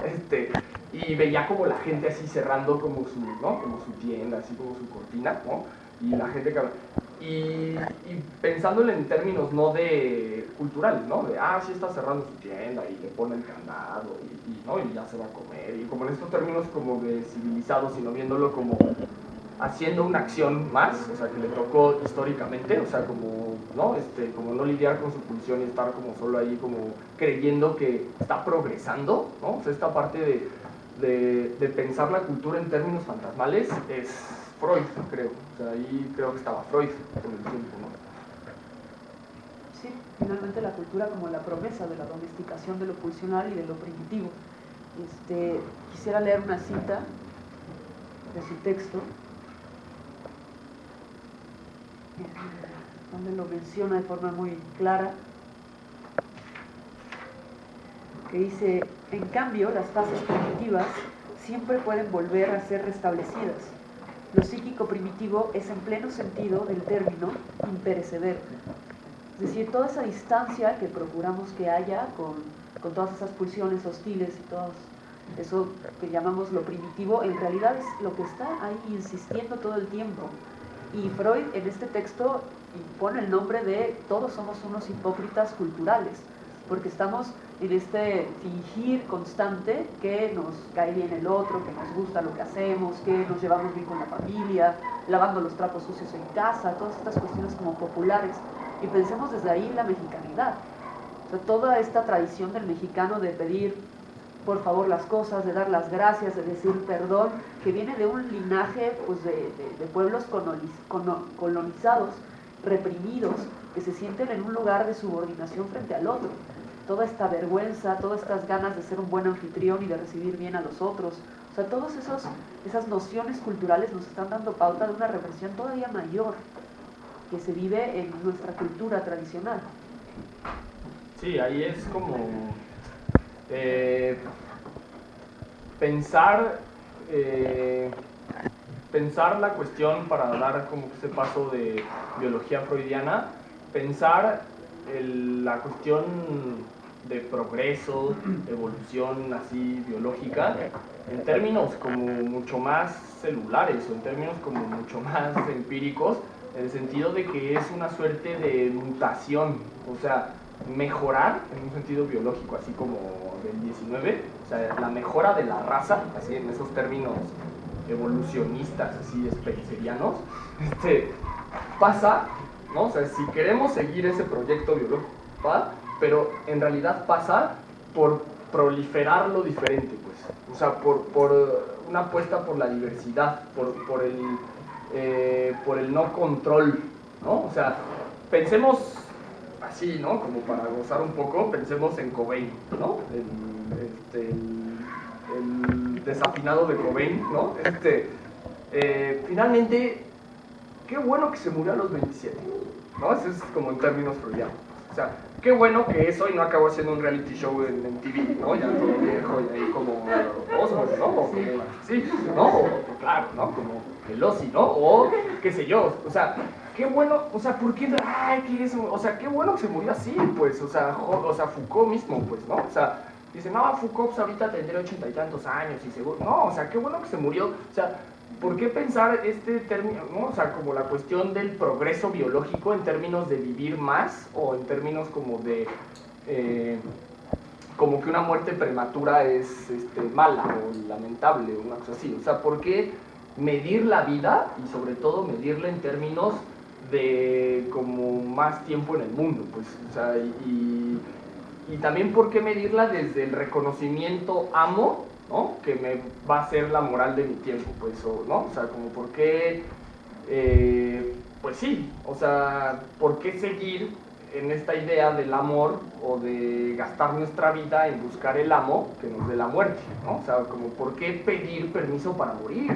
O sea, son como, ¿no? O sea, como cosas muy, no sé, yo ¿qué será que es nuestra tradición cristiana? Pero se me hace como urgente y no lo veo ¿no? O sea, lo veo en pocos lados, pues, y ahí toda la relevancia de estos espacios, pues, ¿no? O sea, que se pueda como difundir o como diluir estas promesas de la vida o como de la propia civilización, o también en términos del porvenir. O sea, ¿por qué pensar en un porvenir? Eso es como la neurosis más acabada que he escuchado, ¿no? O sea, cuando alguien defiende el porvenir, ¿no? O hay que hacerlo por el porvenir, es como también, o sea, es como no haber comprendido nada. Así, es que no hay porvenir. O sea, y platicamos ya en términos como freudianos ahí cognitivos. En realidad, desde Freud, si asumimos la deformación fantasmal, no habría percepción, ni siquiera. O sea, ¿por qué los psicólogos nos gastamos la vida en hablar de percepción? O sea, como de este momento de captura de lo real y no, y entonces quererlo detallar en vez de decir apercepción o cómo funcionan las apercepciones o hablar en planos no sé, como tan distintos. Es por qué nos hemos gastado la vida en cosas como tan que no queremos, ¿no? O sea, ¿por qué la vida es un pesar? ¿Por qué el lunes es el lunes de no me gusta, qué guay?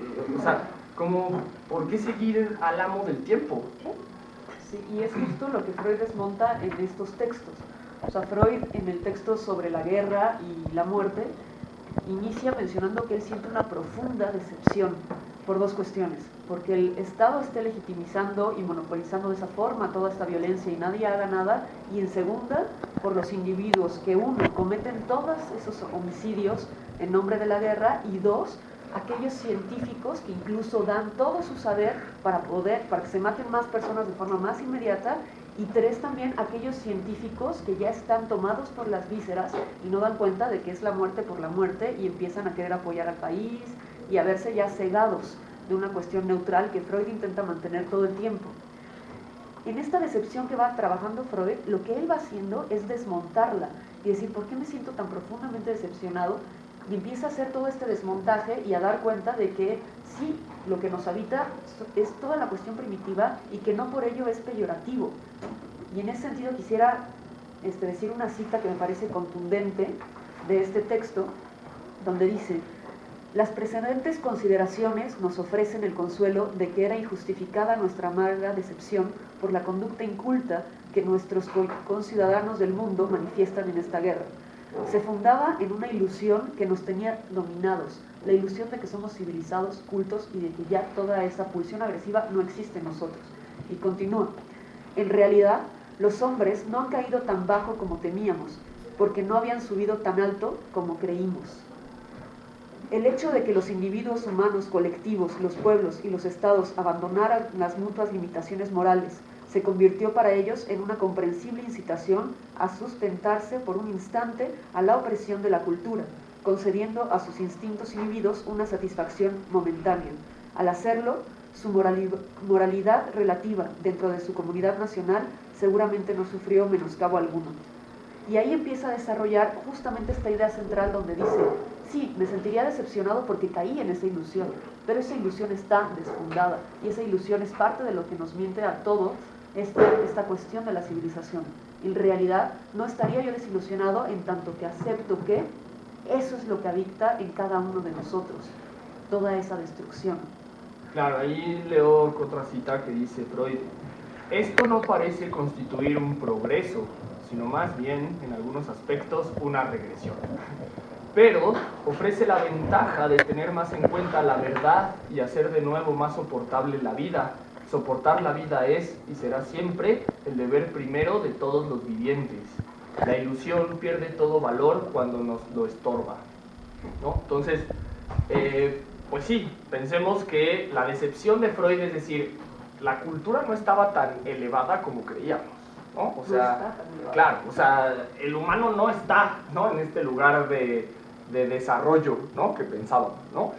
Y esta cita, ¿no?, o sea, pues aprovecho para decir que ahí la deconstrucción derridiana está en Freud, porque Derrida siempre, pues sí, como muy fácil, ¿no?, ahí saltamos como el corte a, muy fácil, Derrida, pues todos sus contemporáneos están muertos, ¿no?, o sea, Foucault, Lacan, ¿no?, y ya como él queda vivo, ¿no?, ya empieza a decir que él inventó todo, ¿no?, y se echa como la idea de la deconstrucción y se la compra como él, ¿no? En realidad la deconstrucción está en Freud, ¿no?, en este término de pensar en términos de regresión o que lo primitivo no se ha desvanecido, ¿no? O sea, esa es como la parte interesante, es decir, estamos coexistiendo todo el tiempo, estamos reactualizando todo el tiempo todas las etapas históricas. Es un poco en este mismo lugar, el seminario pasado, cuando hablábamos de Marx y su teoría de la cosa en Marx, ¿no?, que Marx va a decir que detrás de este vidrio hay toda una arquitectura que son tecnologías históricas que permiten que hoy se ponga una ventana, pues, ¿no? O sea, que las cosas representan tecnologías históricas, ¿no? O sea, por eso están cargadas de un sentido, pues, o sea, ¿no?, detrás de los objetos hay toda una carga o toda una reactualización, ¿no?, desde el hombre primero hasta el final, ¿no? Entonces, en ese sentido, lo que está diciendo Freud es en esta idea de que estamos coexistiendo todas las etapas históricas en un tiempo continuo, en un tiempo presente. Pero obviamente la construcción histórica del amor moral no lo presenta como que eso ya se superó, ¿no?, que somos civilizados, que vivan los derechos de no sé quién, ¿no?, y que cualquier síntoma de violencia hay que, curiosamente, reprimirlo con más violencia, ¿no? Entonces, bueno, pues en estos términos estaríamos diciendo lo mismo que Husserl está pensando, o sea, en términos de que no hay un progreso, pues, o sea, no hay como una etapa que una idea de que vamos ascendiendo, sino que siempre se ha dado esta lógica básica, o sea, ¿qué hacemos para luchar o cómo nombramos esta fuerza que nos da miedo? O sea, ¿por qué Europa pensó la naturaleza en términos de dominación? Dominar la naturaleza es una constante que se escucha desde los griegos hasta, ¿no?, hasta los colonizados latinoamericanos, ¿no?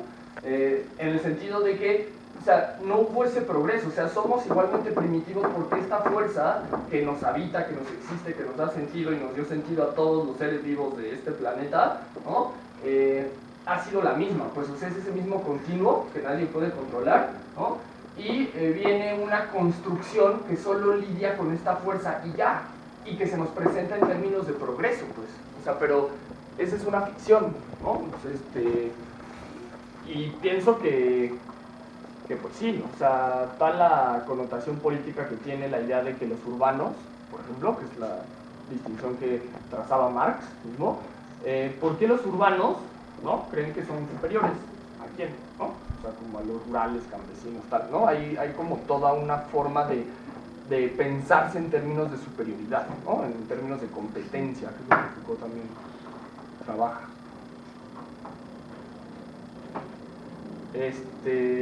Bueno, una cosa más que se me quedaba es lo del fuego, ¿no? Que Freud dice que, o sea, que finalmente el fuego, ¿no? Sería como una parte fálica, pero se extingue con la parte, digamos, del desecho. Entonces está planteando ahí Freud que en nuestros genitales estaría como la ambivalencia cultural, pues, ¿no? O sea, el mismo pene puede dar vida y desecha como la muerte, ¿no? O sea, como que... Y esa es nuestra naturaleza, si le queremos poner, ¿no? O sea, y si queremos decir que, ¿no? que estamos dando respuesta o coordenadas de respuesta a la pregunta de cuál es la naturaleza de la violencia, o sea, cuál es la génesis, y eso es lo que nos convoca, diríamos, así como casi cerrando, la cosa de que la violencia es esta construcción que se hace sobre esa fuerza, ¿no? O sea, es una construcción histórica que nombra, en términos de peligro, esta fuerza que nos da la vida, pues. Es como un no poder con la vida, ¿no? Entonces, discurso de la violencia parte, ¿no? de no poder nombrar, sino en términos de peligro, o de percibir la naturaleza en términos de dominación, ¿no? Lo cual, pues, es el reto cultural, porque no sé cómo lo veas, Dani, o lo dejo ahí como para interactuar más.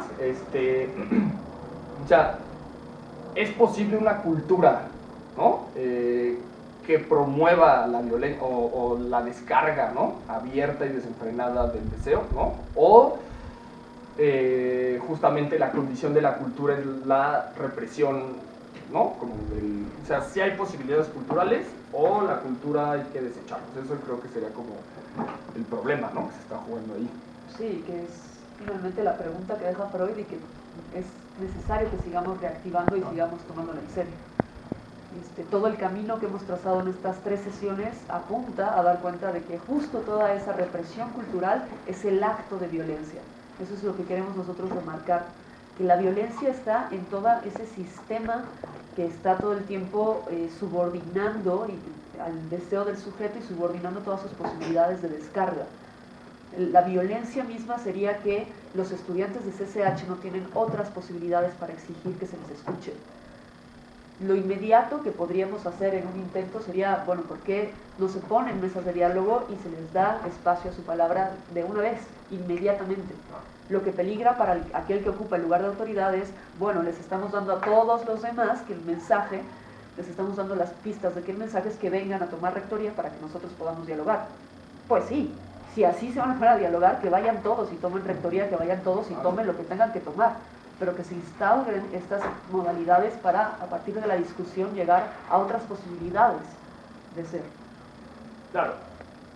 ¿Por qué nuestra cultura se sostiene con policía? O sea, si la cultura es la policía, no la necesitamos. Yo sugiero, o planteo que no la necesitamos. O sea, si el Estado ya lo sostiene la fuerza pública, ¿para qué lo necesitamos? ¿No? O sea, porque aparte no es este estado de... Piensen, o sea, y Freud, es enigmático por qué obedecen ese estado estos hombres, estos humanos. O sea, piensen, el Estado les va a dar una beca, ¿no? O sea, de que digan, güey, que es un Estado cubano, chico, ¿no? Que los lleva, los paga, los trae, o sea, los jodidos cubanos también, ¿no? O sea, el Estado mexicano nos va a ofrecer una beca en algún lugar, o sea, afuera, va a promover, nos va a incentivar, nos va a garantizar trabajo, salud, empleo, nos va a dar una casa, qué sé yo. O sea, ¿por qué lo seguimos? O sea, es como, o sea, y es como un poco enigmático, pues, ¿no? O sea, y tiene que ver con esta naturalización, ¿no? O sea, de la dominación, de no verlo como dominación, sino verlo como amor. O sea, ese pasaje es realmente preocupante. O sea, ¿por qué nos amamos como vigilarnos? O sea, esa cosa de déjenme usted va al cizachero, el Estado, la toma, que es fundamental, claro, Pero, o sea, ¿por qué yo así en mi vida, ¿no? Creo que alguien me ama cuando me vigila, ¿no? O sea, o ¿por qué yo amo, ¿no? Y es como, entonces contesto el teléfono de, ¿dónde estás? ¿No? ¿Con quién estás? ¿No? Y es como, no, bueno, pasamos del policía al novio, ¿no? Claro, o sea, y es lo que Foucault no para de señalar, o sea, nos vinculamos de una forma policíaca. O sea, el policía no es nada más el pinche macano ahí que llega a balala, ¿no? O sea, no, o sea, el policía somos, o sea, somos nosotros mismos, es el superyo de Freud, o sea, analizado en esos términos Foucaultianos, alusianos, el superyo es la internalización de la autoridad, y la autoridad en la modernidad es un policía, o sea, tiene la lógica de castigo, pues entonces, lamentable que nuestros superyos, como dice Freud, no nos sirvan para cuidarnos, sino para castigarnos. En alguna nota al pie, dirá Freud, que lo que hace el psicoanálisis es que el superyo deje de castigar al sujeto y lo cuide. ¿No? O sea, es como el giro, el pasaje del psicoanálisis, ¿no? Un superyo que nos cuide y no que nos castigue. No lo sé, o sea, esta idea del superyo también se me hace como muy, pues, como toda construcción, se me hace como muy freudiana, yo me quedo hasta el ello y el yo. Ya lo del superior se me hace como más bien un panóptico exterior, ¿no? O sea, pero finalmente creo que ahí queda, pues, o sea, ¿por qué no hacemos nada contra esta vigilancia que nos arremete y que nos está como avanzando cada día y que presenta a la sociedad, ¿no? Exigiendo policía, ¿no? O sea, cuando piensan en términos de seguridad, en términos de cuidado, ya no te hablan de un maestro, de un científico, aunque no sé que sea peor si un científico que un policía, pero bueno, o sea, ¿no? Ya no hay como más, no, es policía. Entonces, el policía se volvió como el que resuelve el problema social, ¿no? En nuestra democracia, ¿no? Entonces, bueno, pues también, lo que platicamos la vez pasada, democracia, o sea, cualquier concepto, en tanto fantasmal, tiene una construcción histórica que hay que desmontar, cualquier palabra. Así, ¿no? Y más si es un concepto, pues, amor, vida, muerte, felicidad, o sea, son como cosas que urge como poner, pues desmontar su fantasma, ¿no? O sea, que no es más que un concepto histórico, el amor, o sea, ¿por qué no? O sea, tan nos cuesta, ¿no? Y ahí nos vemos en el Facebook citando a Lacan, es dar el amor de a quien no es, que no lo tiene, y qué sé yo, ¿no? Y así como, órale, ya un meme de Lacan y ya hace psicoanálisis, ¿no? Y ahí como me pongo, pero en realidad, o sea, suena padre, ¿no? Me escucho amado ante el otro, ¿no? O sea, es como interesante, ya hasta leo Lacan, ¿no? Pero en realidad asumir que el amor no existe, ¿no? O sea, o que lo mató Freud, ¿no? O lo mató la guerra, que luego Freud dijo, bueno, ya si no. Entonces, ese pasaje, pues, o sea, porque sin el amo, ¿no? O sin el amor, pues somos, o nos queda como la vida, pues. O sea, si me deshago de la idea de el amor, ¿qué sigo? Pues yo. O sea, sigue mi vida, pues. O sea, porque sin el amor, ya no hay como algo que esperar, igual. Y es, antes de que sea algo siniestro, es algo como mucho más flexible, es como mucho más ligero. Y finalmente, pues, les confieso que en esta semana sí me he puesto a reflexionar sobre la vida como atormentadamente, así como un filósofo luchano, así una angustia, migrañas, así, y en realidad he llegado a unos avances que todavía no puedo nombrar como tal, pero se me ha presentado desde una suerte como de película. Insisto que no es más que eso, o sea, como la trayectoria de la película, pues, el hacer la película, el hacer tu película. Ya, o sea, no hay más, pues, o sea, si le queremos meter producción, vestuario, bla, bla, bla, o sea, bueno, pero no hay más que eso, pues, o sea, finalmente creo que este positivismo de Freud, de que yo no sé si los espíritus, porque yo nunca los he visto y tal, tiene que ver con eso, con saber que no te vas a llevar nada y que aquí hay como otra intención, ¿no? En esta vida hay como más motivos, que no hay el motivo detrás, y que hay mucho más cosas que vigilamos, ¿no? utilizar esta vida para la vigilancia me parece de lo más retrógrada y temeroso, ¿no? Y neurótico, ¿no? Como querer vigilar y controlar todo lo que sucede. Entonces, bueno, pues el Estado seguirá hasta que nosotros nos sigamos suscribiendo, ¿no? O sea, no hay más. Y creo que sí, lo que platicamos la vez pasada, tenemos mejores condiciones que Marx, y que Bakunin, y Kropotkin, ¿no? Y Proudhon y tal. O sea, que los anarquistas del 19, nosotros hoy en día tenemos mucho más posibilidades de franquear ese Estado, ¿no? Que lo tuvieron ellos, que empezaron como a soñar en términos de sueño, utópicos, y en nosotros es algo como, pues, que ya está. O sea, Freud te está diciendo, es que es un fantasma, ¿no? O sea, ni siquiera hay que, ¿no? O sea, como tirar algo, o sea, ya está tirado, pues, o sea, la cultura o la civilización o sea, cosas freudianas, o sea, piensen esta cosa de que Freud dice que no hay instinto materno, ¿no? O cosas así, o sea, Freud dice que los hermanos no son los hermanos, o sea, cosas de este nivel, o sea, sus hermanitos, ¿no? De toda la vida, así, ay, mi hermanito, ¿no? Ese es mi hermanito, es una construcción. Y, o sea, suena como de, no, eso, pues, ¿qué pasó? ¿No? Si venimos de la misma... Bueno, aparte que esto es muy siniestro, ¿no? A ver de dónde viene quién, pues también es muy siniestro, porque siempre, ¿y por qué no salgo en la foto? ¿No? ¿Por qué yo no estoy? Sí. Entonces, bueno, quitando ya esa parte freudiana de cómo nos saludan en lo simbólico, y siempre es un pasaje siniestro, queda como esta parte, o sea, es mi hermano de sangre, y que ustedes no tienen sangre, como, o sea, no hay tipo negativo el que compartimos tantos, o sea, esta idea de es mi hermano, es mi mamá, o sea, Freud dice, antes de que sea tu mamá, es como tu amante, cabrón, ¿no? O sea, en realidad no paras de desear regresar a ese pecho, o sea, el amor no es más que querer regresar a ese momento de vital, y listo, o sea, es como ponerlo en términos, antes de que decadentes o deprimentes, es como la ampliación a poder hacer otra cosa con nuestras vidas. Pues es que tener como que en cuenta que hay un economista, epistemólogo, que se llama Taleb Nassim, ¿no? Y tiene un libro que se llama El Cisne Negro, ¿no? Y Taleb maneja la idea de lo improbable, ¿no? Es como su objeto de estudio. Y él maneja la idea de que la improbabilidad siempre es lo que sucede, ¿no? O que el amor siempre falla, ¿no? Es lo que estaríamos diciendo. Y entonces, imagínense en términos de Taleb, que lo maneja ahí un ejemplo muy bueno, la probabilidad, o la improbabilidad más bien, de que estemos vivos, ¿no?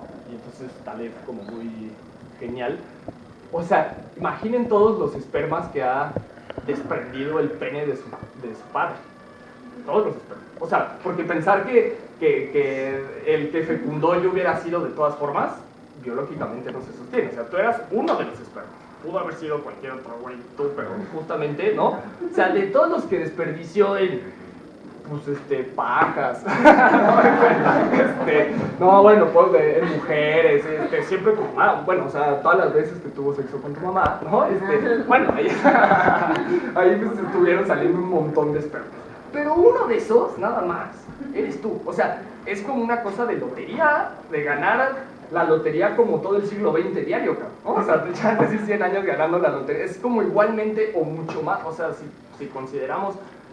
Digo, o sea, insisto, todos los espermas, tal, ¿no? O sea, es como una probabilidad bajísima el que estemos vivos, ¿no?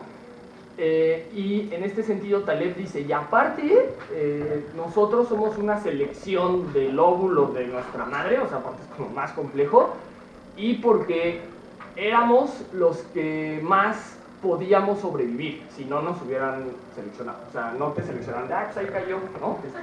Porque Freud dice, ¿no? Hasta en el azar, y Freud era numerólogo y leía el tarot, también tienen unas fotos de Freud ahí con su tarot y sus dados, ¿sí? Justamente, el que tú tires un dado no es azar, es una causalidad que todavía no vemos, ¿no? O sea, Freud piensa en términos de todavía no hemos visibilizado niveles de causalidad, ¿no? Que eso no ha sido la historia de la ciencia, ver causalidades que no se veían, o tal cual. Entonces, un poco sería en estos términos. O sea, ¿esta vida qué es? ¿No? O sea, esta vida, dado caso, es esa pregunta permanentemente, ¿no? Contestarla es sospechoso. O sea, ojo con el que conteste qué es la vida, o el arte, o la filosofía, o cosas así. O sea, el que llegue con un discurso de verdad, de yo les voy a decir qué son las cosas, ¿no? Ese se quiere poner como un amo del saber, pues. O sea, más bien parecería que hay que abrir, ¿no? Como quitarle candados a las palabras, al lenguaje, ¿no? Entonces, bueno, en este sentido, veamos nuestra vida como esa improbabilidad de Taleb Nassim, ¿no? Pues esa azar, ¿no? Así como, o esa causalidad como millonésima, ¿no? Infinitesimal ahí de estar en este lugar. Y entonces, desde ahí, pues es como todo un privilegio, ¿no? Como estar hoy con ustedes, compañeros, ¿no? ¿No? Entonces, vivamos así la vida, pues, ¿no? O sea, como definiéndola todo el tiempo, o como redefiniéndola, o como desmintiéndola, o como burlándonos, ¿no? Como riéndonos, ¿no? Como ficcionando, ¿no? Como debrayantes, ¿no? Sujetos ficcionales. Pues, es que si el lenguaje, o sea, volvemos al punto, o sea, si no hay verdad, si no hay teleología, si no hay un motivo de las cosas, ya, o sea, somos libres, pues sí, se terminó la dominación, pues es como, ¿no? Pero pareciera que ahí es donde inicia la dominación, en Claro, tanto que no hay, claro. en tanto que el sujeto se asusta y va pide buscando. la dominación, claro. Sí. Claro, entonces estamos, bueno, justamente la cultura es no poder con la libertad, en términos de Freud, ¿no? O sea, ante esta libertad como, y si no, pues, ¿ustedes de dónde creen que salió esto de Adán y Eva y que comieron la manzana y les cayó el chamuco, no sé qué? O sea, les cayó el panóptico, ¿no? Ahí como, órale, ¿no? Les cayó la tira, ¿no? Estaban echándose unas drogas, ¿no? Y llegó la ¿no? Bueno, entonces, esas historias, siendo vigotskianos, materialistas, marxistas, pues no vienen de la imaginación de la cabeza de los hombres, ¿no? O sea, vienen de la realidad exterior, ¿no? De este miedo a la libertad, y lo presentamos en términos de cultura, ¿no? En términos de amor, ¿no? Entonces, bueno. Bien, pues vamos a concluir hasta aquí las 3 sesiones que tuvimos en torno a la pulsión de Freud, la pulsión de muerte para dar cuenta de la violencia. Queremos agradecerles mucho a todos ustedes su presencia, las participaciones, los aportes.